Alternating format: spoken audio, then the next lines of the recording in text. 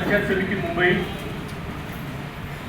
यांच्या वतीने धम्मप्रवचन मालिका 2026 वर्षाच्या निमित्ताने आजपासून सुरू झाली आहे। आणि या धम्मप्रवचन मालिकेमध्ये डॉक्टर बाबासाहेब आंबेडकर यांचे बौद्ध धर्माच्या पुनरुत्थानातील योगदान या विषयावरती मी बोलावं असं मला आदरणीय भगतसाहेबांनी सांगितलं। तर मुळातच या विषयावरती मी बोलावं हा विषय कुठून आला, तर हा विषय असा आला की फ्रान्सच्या पॅरिस युनिव्हर्सिटीमध्ये, पॅरिस डे इंटरनॅशनल युनिव्हर्सिटीमध्ये doctor Babasaheb Ambedkar role in the revival of Buddhism या विषयावरचं 350 पानाचं पुस्तक लॉकडाऊनच्या पूर्वीच्या कालखंडामध्ये प्रकाशित झालेलं आहे। आणि त्याचाच एक भाग म्हणून त्यातील एक जो ॲस्पेक्ट आहे त्याचं एक छोटंसं पुस्तक मी भावी कालखंडात काढायचा विचार करतोय। आणि ते बाबासाहेबांनी जे मुक्तिकौल पथेमध्ये त्यांचे जे विचार मांडले होते याचे विश्लेषण मी करणार आहे। म्हणजे लोकांची मनोभूमिका स्पष्ट होईल की बाबासाहेब आंबेडकरांना धर्मांतर करण्याची गरज का भासते।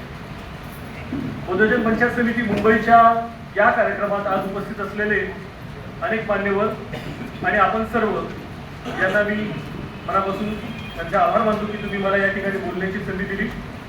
माननीय दिनेश दिवळे साहेब यांच्याबद्दल आपण बरंच काही ऐकून आहोत। या बौद्धजन पंचायत समितीच्या वास्तूला शासनाचे कोट्यावधी रुपये मिळावे याकरता त्यांनी अथक प्रयत्न केलेले आहेत आणि त्या दृष्टिकोनातून त्यांचे प्रयत्न फार स्पृहणीय आहेत। आज जी इमारत या ठिकाणी आपण पाहतो या इमारतीला 14 एप्रिल 2027 पर्यंत या कालखंडापर्यंत याला पूर्णत्व प्राप्त होईल।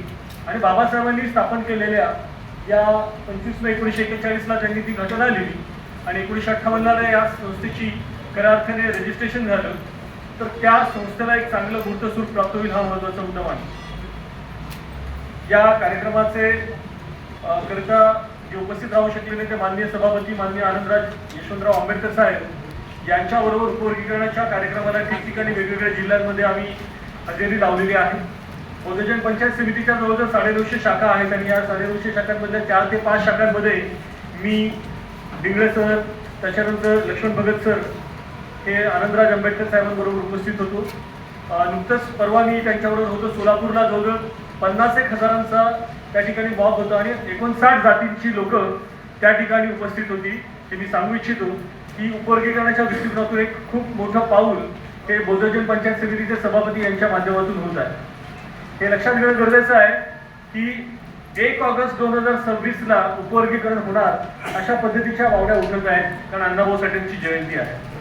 आणि जर हे उपवर्गीकरण करायचं झालं तर या 13% 8% लोकसंख्या महारांची आणि बौद्धांची आहे एकत्रितरित्या। 1,98,00,000 ही जी काही अनुसूचित जातीची महाराष्ट्राची लोकसंख्या आहे, या 1,98,00,000 1,45,00,000 लोकसंख्या ही अनुसूचित जातीमधले महार आणि बौद्धांची आहे। हे लक्षात घेणं गरजेचं आहे। आणि मग जे 2% लोक आहेत ज्यांनी ख्रिश्चन धर्मामध्ये धर्मांतर केलं म्हणून जे 2% राहिले त्यांना 8% आरक्षण पाहिजे आहे। आणि हे आरक्षण कोणाकडे घ्यायचं तर ते महाराजांच्या आणि बौद्धांच्या वाटेचं घ्यायचं, म्हणून ते आपल्याला चोर दरोडेखोर म्हणतात। हा देखील महत्त्वाचा विषय लक्षात घेणं गरजेचं आहे। आणि ह्या 1 ऑगस्टच्या पार्श्वभूमीवरती आपल्याला काही धोका उद्भवू नये आणि शासनावरती दबाव पडून राहावा या दृष्टिकोनातून मला वाटतं की आदरणीय आनंदराज आंबेडकर साहेब यांच्या नेतृत्वाखाली महाराष्ट्रामध्ये ठिकठिकाणी कार्यक्रम आहेत। संभाजीनगरला कार्यक्रम झाला आहे, धाराशिवला आज कार्यक्रम झाला आहे, बुलढाण्याला कार्यक्रम होत आहे, सोलापूरला कार्यक्रम झालेला आहे, पुण्याला कार्यक्रम होत आहेत, 8 ऑगस्टला कार्यक्रम पुण्याला होत आहेत, पिंपरी चिंचवडला कार्यक्रम होत आहेत, म्हणजे ठिकठिकाणी कार्यक्रम होत आहेत। त्यांनाही मी या ठिकाणी प्रणाम करतो। उपसभापती विनोद सुदाम मोरे साहेब, अनेक कार्यक्रमांमध्ये आम्ही एकत्र होतो। कार्याध्यक्ष लक्ष्मण रामजी भगत साहेब ज्यांच्या बरोबर अनेक कार्यक्रमात मी उपस्थित असतो।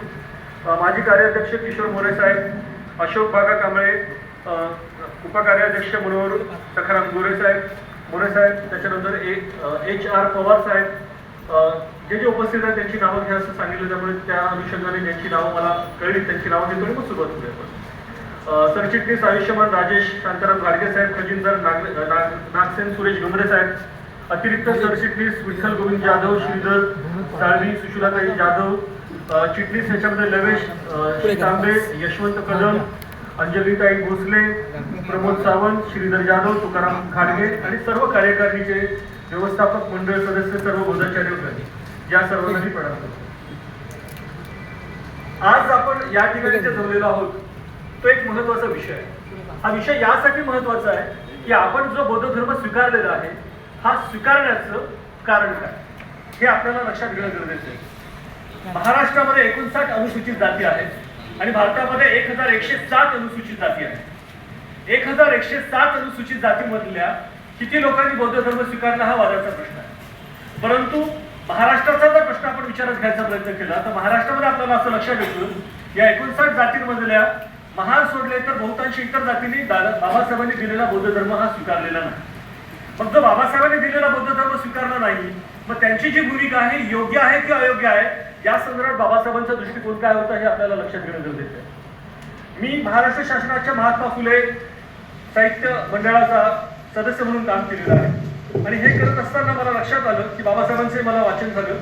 बाबासाहेबांचं एकंदरीत लेखन आणि त्यांची भाषणं जी महाराष्ट्र शासनाने केंद्र सरकारच्या माध्यमातून राज्यसभेने जे काही रायटिंग अँड स्पीचेसच्या व्यतिरिक्त जे कॉन्स्टिट्युएंट असेंब्ली डिबेट्स व्हॉल्यूम झालेले आहेत हे टोटल साहित्य 22,000 पानांचं आहे आणि संपूर्ण आयुष्यभरामध्ये आपण 22,000 पानं वाचू शकत नाही, 22,000 पानं लिहू शकत नाही. मग बाबासाहेब आपल्याला समजले असं आपण कसं काय बोलू शकतो? हा महत्वाचा मुद्दा आहे. ज्यांनी बाबासाहेबांनाच वाचलं नाही, ज्यांनी बाबासाहेबांनाच समजलं नाही ते बाबासाहेबांची बौद्ध धर्मांतराची भूमिका समजून घेतील का हा वादाचा मुद्दा. या आषाढ पौर्णिमेच्या निमित्ताने दरवर्षी या ठिकाणी कार्यक्रम होत असतात आणि या कालखंडामध्ये जो काही वर्षावर्षाचा जो काही कार्यक्रम असतो त्याच्यामध्ये बौद्ध भिक्खूंनी एकत्रितरित्या यावं अशी एक भूमिका असते. हा जो काही दिवस आहे हा बौद्ध धर्मातला अत्यंत पवित्र असा दिवस मानला जातो आणि मानवी इतिहासामध्ये ज्ञान, विवेक, नैतिकता आणि सामाजिक परिवर्तनाचा प्रारंभाचा दिवस हा आहे असं मानलं जातं. हे सगळं मानत असताना काही गोष्टी समजून घेणं गरजेचं आहे. तथागत गौतम बुद्धांना संबोधी प्राप्त झाली हे आपल्या सर्वांना ठाऊक आहे. वैशाख पौर्णिमेला त्यांचा जन्म झाला, वैशाख पौर्णिमेला त्यांचं महापरिनिर्वाण झालं आणि वैशाख पौर्णिमेला त्यांना संबोधी प्राप्त झाली. यानंतरच्या 2 महिन्याच्या कालखंडामध्ये आपल्याला लक्षात येतं की त्यांनी 2 महिने मौन चिंतन केलं आणि मौन चिंतन केल्यानंतर सारनाथ येथे ऋषीपवत्तर मृगदया वन आहे त्या ठिकाणी 5 सहकाऱ्यांना त्यांनी प्रथम उपदेश केला. पण ते जे 5 सहकारी आहेत हे त्यांच्याबरोबर आधीपासूनच त्यांच्या तपश्चर्येच्या कामामध्ये होते. म्हणजे तथागतांनी दुःखाचं कारण शोधण्याचा प्रयत्न केला आणि दुःखमुक्तीचा मार्ग देण्याचा प्रयत्न केला आणि या दृष्टिकोनातून तथागत गौतम बुद्धांनी तपश्चर्या केली आणि शेवटी त्यांना जे काही धम्मचं ज्ञान झालं, आकलन झालं, संबोधी प्राप्त झाली. ते झाल्यानंतर त्यांनी 2 महिने मौन प्राप्त केलं आणि मौन झाल्यानंतर त्यांनी या बौद्ध धर्माचा उपदेश केलेला आहे. लक्षात घ्या या धम्मचक्र प्रवर्तनाचं ऐतिहासिक महत्व असं आहे की या धम्मचक्र प्रवर्तनाच्या माध्यमातून जगाला एक मध्यम मार्ग मिळाला. तो मध्यम मार्ग होता मानवी जीवन जगण्याचा. केवळ तथागतांनी मध्यम मार्ग दिला नाही तर तथागतांनी त्या कालखंडामध्ये 4 आर्य सत्य दिली. हे लक्षात घेणं गरजेचं आहे. ही जी 4 आर्य सत्य आहेत त्याच्यामध्ये तथागतांनी सांगितलं की जगामध्ये दुःख आहे आणि दुःखाचं कारण हे दुसरं आर्य सत्य आणि तिसरं त्यांनी सांगितलं की दुःखाचा निरोध करणं शक्य आहे. आणि मग दुःखाचा निरोध कसा करायचा तर दुःखाचा निरोध करण्याचा मार्ग म्हणजे आर्य अष्टांगिक मार्ग ज्याला दुःख निरोधगामी पटिपदा असं म्हटलं जातं. मग हे तथागतांनी आपल्याला सांगितलं आणि केवळ सांगून ते थांबले नाही तर त्यांनी हे तत्वज्ञान त्या कालखंडामध्ये पंचवटीय भिक्खूंना दिलं आणि या तत्वज्ञानाच्या माध्यमातून आपल्याला लक्षात येतं की बुद्धांनी सांगितलेला हा मार्ग हा केवळ श्रद्धा नाही तर हे मानवी जीवन सुखी करण्याचा एक सुखकर मार्ग आहे हे लक्षात घेणं गरजेचं आहे. याच दृष्टिकोनातून बाबासाहेब आंबेडकरांनी मानवी जीवन सुखकर करण्यासाठी तथागतांचा गौतम बुद्धांचा धम्म आपला सर्वांना दिला. त्यावेळेला बाबासाहेबांकडे अनेक पर्याय होते.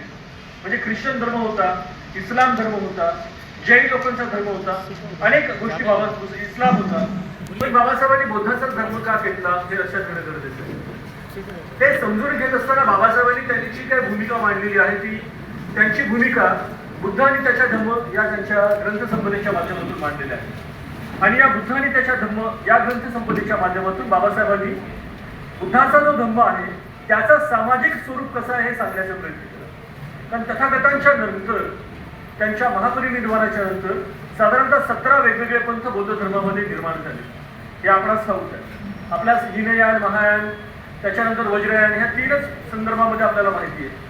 परंतु हे 17 जे काही वेगवेगळे पंथ निर्माण झाले त्याच्यामुळे वेगवेगळ्या पद्धतीचा कॅओस त्यावेळेला निर्माण झाला.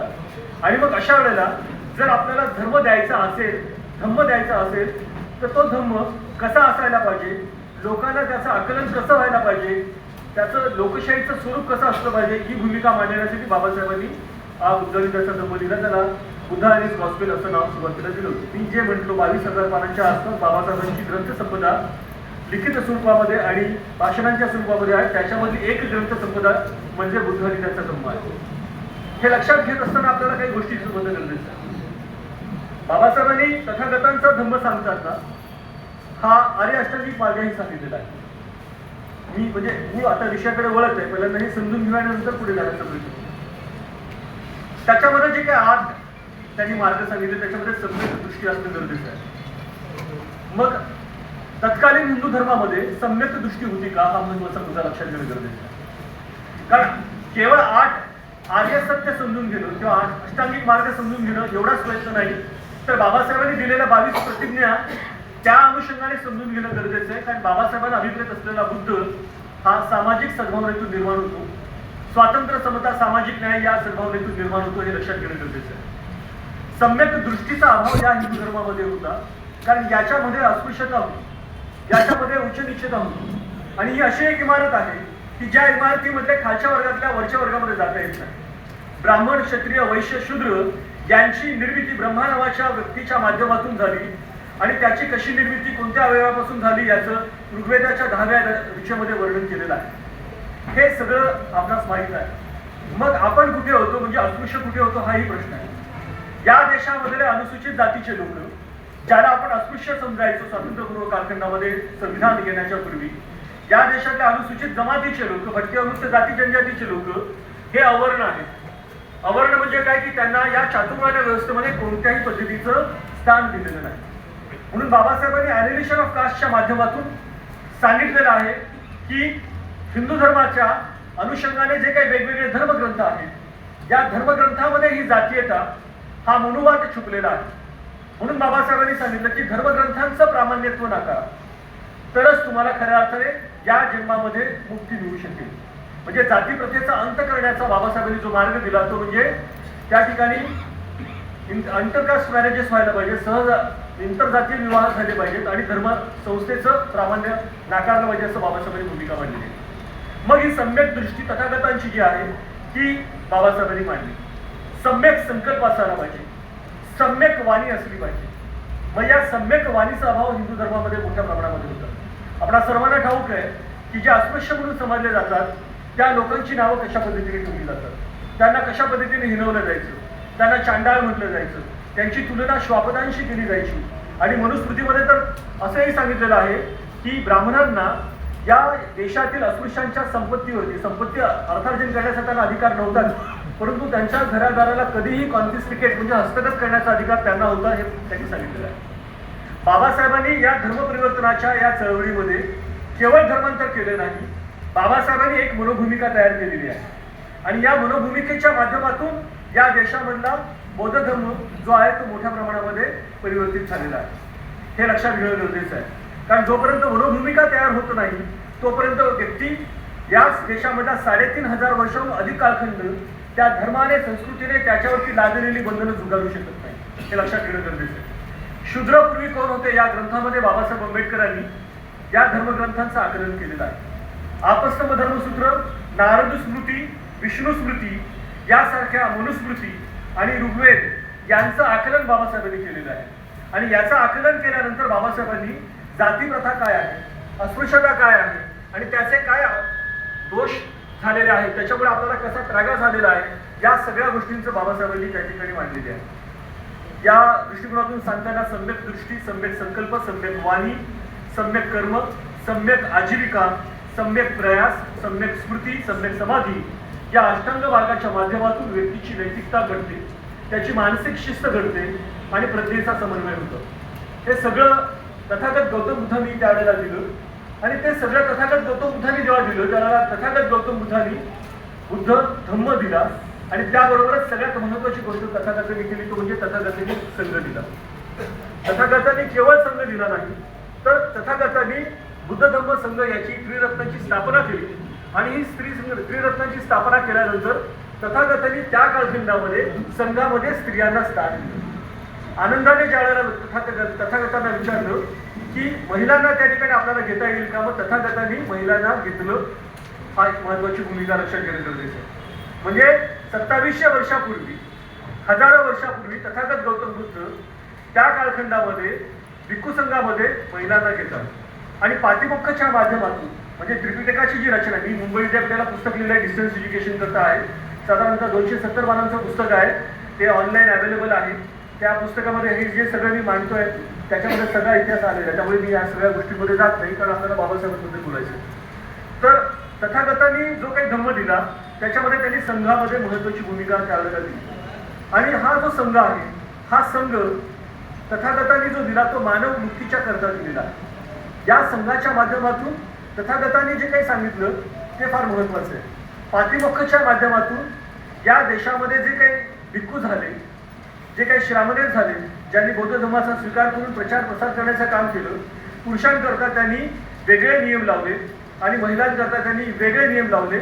आणि महिलांकरता जे नियम होते त्या कालखंडामधले नियम हे 227 जर पुरुषांकरता होतं, त्याहून अधिक नियम हे महिलांकरता होते, हे लक्षात घेणं गरजेचं आहे. आणि हे सगळं केल्यानंतर आपल्याला असं लक्षात येतं की मग धम्मचक्र अनुपवर्तन झालेलं आहे. म्हणजे तथागतांनी जे धम्मचक्र प्रवर्तन केलेलं आहे त्याला धम्मचक्र प्रवर्तन असं म्हणतात. हे आषाढ पौर्णिमेला झालेले ते धम्मचक्र प्रवर्तन सुत्त आहे. या सुत्ताच्या माध्यमातून तथागतांनी बुद्ध धर्माचा संदेश जगामध्ये पोहोचवलेला आहे. आणि मग त्याच्यानंतर या धम्माला गती देण्याचं काम देवानाम प्रिय अशोकांनी केलं, हे लक्षात घेणं गरजेचं आहे. आणि मग त्यानंतरच्या कालखंडामध्ये आपल्याला लक्षात येतं की या देशामध्ये ब्राह्मण पुष्यमित्र शुंग यांनी सम्राट अशोकाचा प्रपौत्र बृहदत्त याचा खून केला. आणि केल्यानंतर त्यांनी त्या ठिकाणी काय केलेलं आहे की त्या ठिकाणी या देशामधल्या या वैदिक धर्माचं, वैदिक संस्कृतीचं पुनरुज्जीवन केलेलं आहे. एका बौद्ध भिक्खूचं मिणकं आणून द्या आणि तुम्हाला 1000 सुवर्ण मुद्रा घ्या, अशा पद्धतीची त्यावेळेला रचना होती. हे जेव्हा मी मुंबई विद्यापीठाच्या आयडॉलच्या पुस्तकामध्ये मी याची रचना दिली, त्याच्यानंतर मला पुस्तक लिहायला देणं बंद करून टाकलं विद्यापीठाने. तो भाग वेगळा आहे. त्याआधी माझी 3-4 पुस्तकं प्रकाशित झाली आहेत. परंतु सत्य बोलण्यापासून आपण परावृत्त नाही झालं पाहिजे, बाबासाहेबांनी सांगितलं आणि ते ॲनालिसिस ऑफ कास्टच्या माध्यमातून त्यांनी मांडलेले. त्यामुळे या गोष्टीचं आपल्याला लक्षात घेणं गरजेचं आहे. हे सगळं सांगताना या आषाढ पौर्णिमेच्या निमित्ताने आपल्याला लक्षात घेणं गरजेचं आहे की बाबासाहेब आंबेडकरांनी आपल्याला जो धम्म दिलेला आहे, हा धम्म देताना विवेकाधिष्ठित विचार असायला पाहिजे, वैज्ञानिक दृष्टिकोन असला पाहिजे, सामाजिक समता, स्त्री पुरुष समता, मानवाधिकार, या सगळ्या गोष्टी त्याच्यामध्ये असायला पाहिजे. तथागतांनी जो काही धम्म दिला त्या धम्माच्या अनुषंगाने बाबासाहेब आंबेडकरांनी त्याचं 14 ऑक्टोबर 1956 आपण नागपूरच्या दीक्षाभूमीवरती, या नागभूमीवरती त्यांनी या देशामधल्या अनेक अस्पृश्यांना, अनेक लोकांना त्यांनी काय केलं, दरेकाला धम्म द्यावा, या दृष्टिकोनातून सगळ्यात पहिल्यांदा महत्वाची क्रांतिकारी घटना जर काय झाली असेल ते 5 लाख लोक त्या ठिकाणी, जी लाखो लोक त्या ठिकाणी उपस्थित होते, बाबासाहेबांनी बौद्ध भिक्षूंच्या माध्यमातून पहिल्यांदा धम्म घेतला आणि बाबासाहेबांनी मग धम्म दुसऱ्याला दिला, जे त्या कालखंडामध्ये बुद्ध धर्मामध्ये होत नव्हतं. दरेकाला धम्म देण्याची जी प्रक्रिया आहे ती बाबासाहेबांनी कार्यरत केली. आणि त्याच्यानंतर आज जे बौद्धचार्याची संकल्पना आपल्याला लक्षात येते ते आपल्याला लक्षात घेणं गरजेचं आहे. बुद्धाने संघ सांगितला आणि त्याच अनुषंगाने बाबासाहेबांनी 25 मे 1941ला त्याची भूमिका केली आणि या बौद्धजन पंचायत समितीची स्थापना करण्याच्या दृष्टिकोनातून महत्त्वाचं पाऊल उचललेलं आहे. केवळ हेच करून बाबासाहेब थांबले नाही, तर नंतरच्या कालखंडामध्ये आपल्याला लक्षात येतं की बाबासाहेबांनी बुद्धिस्ट सोसायटी ऑफ इंडियाची स्थापना केली आहे. या बुद्धिस्ट सोसायटी ऑफ इंडियाच्या माध्यमातून बाबासाहेबांनी तथागतांनी जो दिलेला धम्म आहे, या धम्माला पुढे नेण्यासाठी एक महत्त्वाचं पाऊल उचललेलं आहे. 4 मे 1955ला मुंबईतील रजिस्टर ऑफ कंपनीजच्या कार्यालयामध्ये याची नोंद झालेली आहे. 4 जून 1955ला, म्हणजे बाबासाहेबांच्या हयातीमध्ये बुद्धिस्ट सोसायटी ऑफ इंडियाची स्थापना झाली. आणि 8 मे 1955ला त्यांनी नरेपाक इथल्या सभेमध्ये, सार्वजनिक सभेमध्ये त्यांनी या संस्थेची औपचारिक घोषणा केलेली आहे. या बौद्ध महासभेच्या उद्दिष्टांच्या अनुषंगाने आणि बौद्धजन पंचायत समितीच्या उद्दिष्टांच्या अनुषंगाने काही गोष्टी सांगाव्याशा वाटतात. ही भूमिका बाबासाहेबांची होती. अर्थात मी जे काही सांगत आहे त्या अनुषंगाने डॉक्टर बाबासाहेब आंबेडकरांची सामाजिक चळवळ या विषयाच्या अनुषंगाने मुंबई विद्यापीठातल्या एका विद्यार्थ्याला मी विषय दिला होता. तो विषय मान्य झालेला आहे आणि तो PhD देखील विद्यापीठात झाले. बौद्धजन पंचायत समितीची स्थापना, त्या स्थापनेपासून आतापर्यंत झालेले सभापती, त्यांचे कार्याध्यक्ष, त्यांनी आयोजित केलेले वेगवेगळे कार्यक्रम, त्यांच्या वेगवेगळ्या शाखा, या सगळ्यांचा अभ्यास मुंबई विद्यापीठाच्या वेबसाईटवरती तुम्हाला अवेलेबल आहे, हे लक्षात घ्या. केवळ मुंबई विद्यापीठामध्ये हा थिसिस मान्य झाला म्हणून समजू नका, तर हा थिसिस डॉक्टर बाबासाहेब आंबेडकरांची सामाजिक चळवळ, मार्गदर्शक डॉक्टर संदेश वाघ, हा जो काही थिसिस आहे, या थिसिसमध्ये बोधजन पंचायत समितीचं हे कार्य या ठिकाणी जे काय आहे त्याचा जो काही अभ्यास झालेला आहे हे तुम्हाला एन्फ्लिब्लेटला सापडेल. म्हणजे UGCची एक शाखा आहे, त्याला आपण शोधरुंग असं म्हणतो. त्या शोधरुंगेवरती डॉक्टर बाबासाहेब आंबेडकर नाव टाकले की वेगवेगळे थिसिस येतात. त्याच्यामधला हा एक थिसिस आहे, ज्याच्यामध्ये बोधजन पंचायत समितीच्या संदर्भामध्ये सविस्तर अभ्यास झालेला आहे. आणि काल परवाच एक थिसिस जो बाबासाहेब आंबेडकरांचा संदर्भातला आहे ते महास्तवीर मैत्रेय घोष आयुपाल यांना मुंबई विद्यापीठाने PhDची पदवी प्रदान केलेली आहे. त्याच्यामध्ये बौद्ध तत्वज्ञान आणि डॉक्टर बाबासाहेब आंबेडकर यांचा दृष्टिकोन, याच्यामध्ये जे काही वेगवेगळे तत्वज्ञान आहे म्हणजे पंचस्कंदापासून, या 4 आर्य सत्यापासून ते अष्टांग मार्गापासून ते ज्ञानपारमिता, ज्या काही वेगवेगळ्या प्रकारच्या पारमिता आहेत त्यांच्यापासून तर अनेक अष्टशिलापासून, दशशिलापासून, पंचशिलापासून, त्रिरत्नांपासून आणि जे वेगवेगळे सिद्धांत, कम्म सिद्धांत याचं पहिलं सखोल विश्लेषण मुंबई विद्यापीठाने मान्य केलेलं आहे. आणि ते देखील जागतिक स्तरावरती तुम्हाला प्राप्त होईल. आणि ते तुम्हाला एन्फ्लिब्लेट शोधरुंगावरती जर टाकलं तर तुम्हाला काही दिवसामध्ये ह्या सगळ्या गोष्टी प्राप्त होतील. अर्थात आम्ही काम करत असतो. मुंबई विद्यापीठामध्ये बुद्धिझमचा पेपर कंपल्सरी केलेला आहे. अनेक विद्यापीठांमध्ये देखील आम्ही हे पेपर कंपल्सरी केल्याची या ठिकाणी सांगतो. या सभेच्या माध्यमातून बौद्ध धर्माचा व्यापक प्रसार करणं, धार्मिक वैज्ञानिक शिक्षणासाठी शाळा महाविद्यालयांची स्थापना करणं, अनाथालय, रुग्णालय, आपत्ती निवारण केंद्र स्थापना करणं, इतर धर्माचा तुलनात्मक अभ्यास करणं, बौद्ध साहित्याचं प्रकाशन करणं, भारतीय बौद्ध समाजाच्या सभा संमेलनांच्या परिषदांचं आयोजन करणं ही भूमिका बाबासाहेबांची होती, हे लक्षात घेणं गरजेचं आहे. आणि मग या बौद्धजन पंचायत समितीची काही स्थापना झालेली आहे, तिचे कार्यालय या ठिकाणी doctor Babasaheb Ambedkar memorial hall या ठिकाणी मुंबई परळ या ठिकाणी जे आहे, या संदर्भामध्ये आपल्याला एक लक्षात येतं की वर्ल्ड फेलोशिप ऑफ बुद्धिस्ट यांनी याच्यामध्ये नोंद केलेली आहे, ती भारतीय आपल्या बौद्धजन पंचायत समितीची नोंद केलेली आहे. याचा जे उद्देश आहे त्याचा बौद्ध धर्माचा प्रचार प्रसार करणे, स्वातंत्र्य समता बुद्धता याचा प्रसार करणे, या अनेक प्रचारांच्या अनुषंगाने धम्मप्रवचन मालिका जी आहे या सगळ्या गोष्टी त्याच्यामध्ये आहेत. तर हे जे सगळं आहे हे बाबासाहेब आंबेडकरांच्या अनुषंगाने या ठिकाणी झालं आहे, हे मी या ठिकाणी सांगतो. हे सगळं सांगत असताना आता महत्त्वाच्या विषयाकडे येतो, तो म्हणजे बाबासाहेब आंबेडकरांनी हा जो काही धम्म दिलेला आहे, हा धम्म देताना बाबासाहेब आंबेडकरांनी बौद्ध धम्मच का स्वीकारला, ती मनोभूमिका निर्माण करण्याचा बाबासाहेबांनी कशा पद्धतीने प्रयत्न केला हे समजण्याचा प्रयत्न केला. लोकांच्या मनामध्ये प्रश्न होता की बाबासाहेबांनी सांगितले की मला धर्मांतर करायचं, मग धर्मांतर करायचं असेल तर काय करावं लागेल, धर्मांतर करायचं असेल तर लोकांची मनोभूमिका तयार करावी लागेल. हा सगळ्यात महत्वाचा भूमिकेचा प्रश्न बाबासाहेबांनी मांडलेला आहे. कारण तथागत गौतम बुद्धाने धम्म दिल्यानंतर, सम्राट अशोकाच्या प्रपौत्राचा खून झाल्यानंतर याला रसातळाला लागला, परंतु हा बुद्ध धम्म संपला नाही. कारण अनेक महास्थवीरांच्या माध्यमातून सम्राट अशोकाने हा बुद्ध धम्म जगात अनेक कानाकोपऱ्यामध्ये पोहोचवला. व तो चीनमध्ये गेला, तो थायलंडमध्ये गेला, तो जपानमध्ये गेला. त्याचं सगळं वर्णन मी मुंबई विद्यापीठाच्या आयडलच्या पुस्तकामध्ये दिलेलं आहे. या सगळ्या गोष्टी जरी झाल्या तरी या बौद्ध धर्माला जर आपल्याला स्वीकारायचं असेल तर मुक्तिकोन पथाच्या माध्यमातून डॉक्टर बाबासाहेब आंबेडकर यांनी हा बौद्ध धर्म का स्वीकारावा या दृष्टिकोनातून मांडणी केली आहे.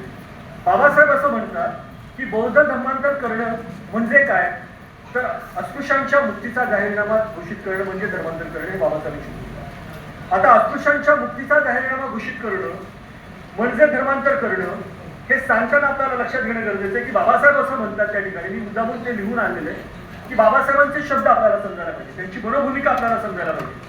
बाबासाहेबांनी सांगितलं की धर्मांतर करणं हा केवळ पोरखेळ नाहीये, धर्मांतर करणं हा पोरखेळ करणं हा मौजेचा विषय नाहीये, तर माणसाच्या जीविताच्या साफल्याचा हा प्रश्न आहे. मग माणसाच्या जीविताचा साफल्याचा प्रश्न करणं म्हणजे काय करणं, हा प्रश्न तुमच्या मनामध्ये निर्माण होतो. म्हणजे तुम्ही ज्या वेळेला अस्पृश्य राहतात त्यावेळेला तुमच्यावरती अस्पृश्यतेच्या कारणास्तव वेगवेगळी बंधनं लादली जातात. तुमच्या गळ्यामध्ये गाडगं लावलं जातं, तुम्हाला थुंकायचं असेल तर तिथेच थुंकायचं, तुम्हाला घाम टाकायचं असेल त्याच्यातच करायचं, तुम्हाला युरिनेशन करायचं असेल त्याच्यातच करायचं. तुमच्या शरीरातून विसर्जित होणारा घाम किंवा जो काही द्रव पदार्थ असेल, जे काही असेल, तो जमिनीवर पडता कामा नये. कारण तो जर जमिनीवर पडला तर जमीन अपवित्र होते. कदाचित इथे बसलेल्या नवीन पिढीला असं वाटत असेल की सर काय बोलताय, हे सत्य आहे, हे बाबासाहेबांनी सांगितलेलं आहे आणि हे लोकांनी अनुभवलेलं आहे. अगदी मी व्हॉट्सअपला काल परवा रील बघितली की उत्तर प्रदेशमध्ये चर्मकार समाजाचा एक मुलगा बुलेट घेऊन गेला, त्याने 1.5-2 लाखाची बुलेट घेऊन गेला आणि जेव्हा तो सवर्णांच्या एरियामधून गेला तेव्हा त्याला उतरवलं आणि मारलं, त्याचं डोकं फोडलं. का फोडलं डोकं? कारण ते म्हणाले कि तू क्या है, अछूत है, और अछूत हमारे सामने बुलेट लेके नहीं जा सकता, असं म्हणून त्याला मारलं, डोकं फोडलं. या देशाचं संविधान कुठे गेलं? महत्वाचा प्रश्न. अनुसूचित जाती अनुसूचित जमाती अत्याचारास प्रतिबंध अधिनियम 1989 आहे. 2016ला त्याच्या सुधारणा नियम आलेले आहेत. 29 वेगवेगळ्या पद्धतीच्या अॅट्रॉसिटीज त्याच्यामध्ये नोंदवलेल्या आहेत. परंतु पोलीस देखील जर केस नोंदवत नसतील तर मग आपण काय करायला पाहिजे हा महत्वाचा प्रश्न या ठिकाणी निर्माण होतो. आणि त्या अनुषंगाने बाबासाहेबांची बरोबर भूमिका. जे बाबासाहेब असं म्हणतात की जहाजातून एका बंदरापासून दुसऱ्या बंदराकडे नेण्याकरता नावाड्याला जेवढी पूर्वतयारी करावी लागते तेवढीच पूर्वतयारी मला धर्मांतरा करण्यासाठी करावं लागणार. आणि तीर सोडून पैल तैर गाठणे हे शक्य होणार नाही, कारण त्यावेळेला तुमची जर तयारी नसेल तर ते शक्य होणार नाही बाबासाहेब म्हणतात. म्हणजे आपण एका बंदरातून दुसऱ्या बंदरामध्ये जातो, जहाजामधून जातो, त्या जहाजामध्ये किती माणसं येणार आहेत आणि ती माणसं सुखरूपपणे कशी न्यायची आहेत हे ज्याला माहिती तोच ते जहाज त्या ठिकाणी नेऊ शकतो. आणि मला या धर्मांतराच्या माध्यमातून किती लोक बरोबर येणार आहेत आणि त्या लोकांना पुढे कसं न्यायचं आहे हे लक्षात घेणं गरजेचं आहे. आणि त्याच्याकरता सामान सुमान घेतलं आणि त्याचा जो काही प्रवास आहे त्याच्या दृष्टिकोनातून सर्व तयारी त्या जहाजाच्या कॅप्टनला करावी लागते. बाबासाहेब आंबेडकरांनी या बौद्ध धम्माचं जहाज जे स्वातंत्र्य, समता, बंधुता, सामाजिक न्याय यांच्या अधिष्ठानावरती अवलंबित होतं त्याला आपल्यापर्यंत पोहोचवण्यासाठी हा अथक प्रयत्न केलेला आहे. म्हणजे मला या ठिकाणी सांगावंसं वाटतं की एक परवा नाटक आलं, पाण्याने पेटेला वनवा. या नाटकाच्या नाट्यप्रयोगाच्या सुरुवातीच्या अनुषंगाने या ठिकाणी डिंगळे साहेब आहेत. पहिल्या प्रयोगाला या ठिकाणी भीमराव आंबेडकर साहेब आणि आनंदराज आंबेडकर साहेब यांना बोलवलं होतं. आणि त्यावेळेला मला लक्षात येते की बाबासाहेब आंबेडकरांच्या मनामध्ये ही धर्मांतराची भूमिका कशी निर्माण झाली. महाडला बाबासाहेब आंबेडकरांनी सगळ्यात पहिल्यांदा त्या ठिकाणी काय केलं असेल ते चौदार तळ्याचा सत्याग्रह केला. आणि या चौदार तळ्याच्या सत्याग्रहाच्या माध्यमातून बाबासाहेब आंबेडकरांनी तिथल्या प्रतिष्ठित ब्राह्मण समाजांच्या मनोभूमिकेला विरोध केलेला आहे. 3500 वर्ष आपल्याला पाणी प्यायला दिलं जातं. 3500 पाण्यापासून वंचित ठेवलं होतं. मी जवळजवळ 47 पुस्तकं लिहिलेली आहेत. जगाच्या इतिहासापासून ते भारताच्या प्राचीन, मध्ययुगीन आणि आधुनिक इतिहासापर्यंत अनेक पुस्तके मी लिहिली आहेत. जगाच्या 16 देशांमध्ये मी जाऊन आलेलो आहे. पण जगाच्या कानाकोपऱ्यामध्ये कुठेही अस्पृश्यता नाही जी भारतामध्ये आहे हे लक्षात घेणं गरजेचं आहे. पाण्यापासून वंचित ठेवलं होतं. आणि बाबासाहेबांनी ज्यावेळेला महाडला चौदार तळी सत्याग्रह केला त्यावेळेला बाबासाहेबांवरती आणि तिथल्या लोकांवरती लाठाकाठ्यांनी मारलं. आणि त्यावेळेला आपले जे कोकणातले लोक आहेत तिथे एक प्रकारे महार काठी नावाचा प्रकार आपण म्हणतो. अशा पद्धतीने काठी ठेवली की बाबासाहेबांना एक दगड देखील त्या ठिकाणी लावून दिलं नाही हे लक्षात घेणं गरजेचं आहे. बाबासाहेबांनी त्यावेळेला हा लढा दिला. नंतर आपल्याला लक्षात येतं की बाबासाहेब आंबेडकरांनी संविधानिक मार्गातून लढा दिला. त्या लोकांनी सांगितलं की आम्ही काठी फिरून त्यांना मारतो, पण बाबासाहेब म्हणाले की नाही, आपल्याला हा मार्ग घ्यायचा नाही. आणि मग आपल्याला असं लक्षात येतं की नंतरच्या कालखंडामध्ये याचा दुसरा अध्याय म्हणून बाबासाहेब आंबेडकर 25 डिसेंबर 1927ला मनुस्मृतीचं जतन करतात. म्हणजे या धर्मांतराची पार्श्वभूमी जरी कृष्णाजी केळुस्कर गुरुजींनी त्यांना जे काही पुस्तक दिलं होतं तिथून जरी सुरुवात झाली असली तरी अस्पृश्यतेचे चटके जे बाबासाहेबांनी बालपणापासून जे भोगले होते तिथून त्यांच्या मनामध्ये हा संघर्ष निर्माण झालेला होता. आणि या दृष्टिकोनातून आपल्याला लक्षात येतं की बाबासाहेबांनी हा सगळा प्रवास जो आहे हा प्रवास केलेला आहे. या धर्मांतराच्या मनोभूमिकेच्या अनुषंगाने आपल्याला लक्षात येतं की नाशिकचा काळाबंदी सत्याग्रह झाला. या नाशिकच्या काळाबंदी सत्याग्रहाच्या अगोदर मला एक सांगावंसं वाटतं की बाबासाहेबांनी सर्वप्रथम भारताच्या या 3500 वर्षाच्या गुलामगिरीच्या इतिहासामध्ये सगळ्यात पहिल्यांदा धर्मग्रंथांची होळी केलेली आहे. सहस्त्रबुद्धे नावाच्या ब्राह्मण व्यक्तीला संस्कृतमध्ये लिहिलेल्या मनुस्मृतीचे श्लोक वाचायला लावले आणि ते वाचल्यानंतर त्यांनी सांगितलं हे तुम्हाला मान्य आहे का? लोकांनी सांगितलं आम्हाला मान्य नाही. आणि मग त्यावेळेला तिथे अस्पृश्य साधूंच्या हस्ते त्याला बाबासाहेब आंबेडकरांनी काय केलेले ज्वलन केलेलं आहे. हा महत्वाचा मुद्दा लक्षात घेतला जातो. ही भूमिका बाबासाहेबांना घ्यावी लागली आणि या भूमिकेच्या माध्यमातून बाबासाहेबांना पुढे जावं लागलं. शंकराचार्य कुटरकुटी नाशिकला त्यावेळेला होते. त्यांनी सांगितलं की बाबासाहेब तुम्ही धर्मांतर करू नका, त्यामुळे देशाच्या अखंडतेला आणि एकतेला धोका पोहोचेल. आणि मग बाबासाहेब म्हणाले की मी असा कोणताही धर्म स्वीकारणार नाही की ज्याच्यामुळे देशाच्या एकतेला आणि अखंडतेला धोका निर्माण होणार नाही. आणि शेवटी बाबासाहेबांनी बुद्धाचा धर्म स्वीकारला आणि या देशाच्या अखंडतेला आणि एकतेला धोका पोहोचला नाही. ही भूमिका बाबासाहेबांनी घेतली लक्षात घेण्याचा प्रयत्न. आणि या दृष्टिकोनातून आपल्याला लक्षात घेणं गरजेचं आहे की मग पुढे नाशिक. पण बाबासाहेब आंबेडकर 10.5 वर्ष थांबले. बाबासाहेब आंबेडकरांनी ज्यावेळेला त्यांच्या विरुद्ध कोर्टामध्ये त्यावेळेला फिर्याद उतरली होती त्यावेळेला तिथले जे काही उच्चवर्णीय ब्राह्मण जज होते वैद्य म्हणून त्यांनी सांगितलं की अस्पृश्यांना या ठिकाणी पाणी घेण्याचा अधिकार नाही. आता सिके बोलेंचा ठराव होता आणि त्या ठरावामुळे त्या ठिकाणी पाणी सर्वांना घेता येतं, सार्वजनिक ठिकाण ज्याचा खर्च सरकारच्या माध्यमातून होतो, अशा पद्धतीचा जो ठराव होता त्याची अंमलबजावणी झाली नव्हती म्हणून बाबासाहेब आंबेडकरांनी हा सगळा कार्यक्रम घेतला होता.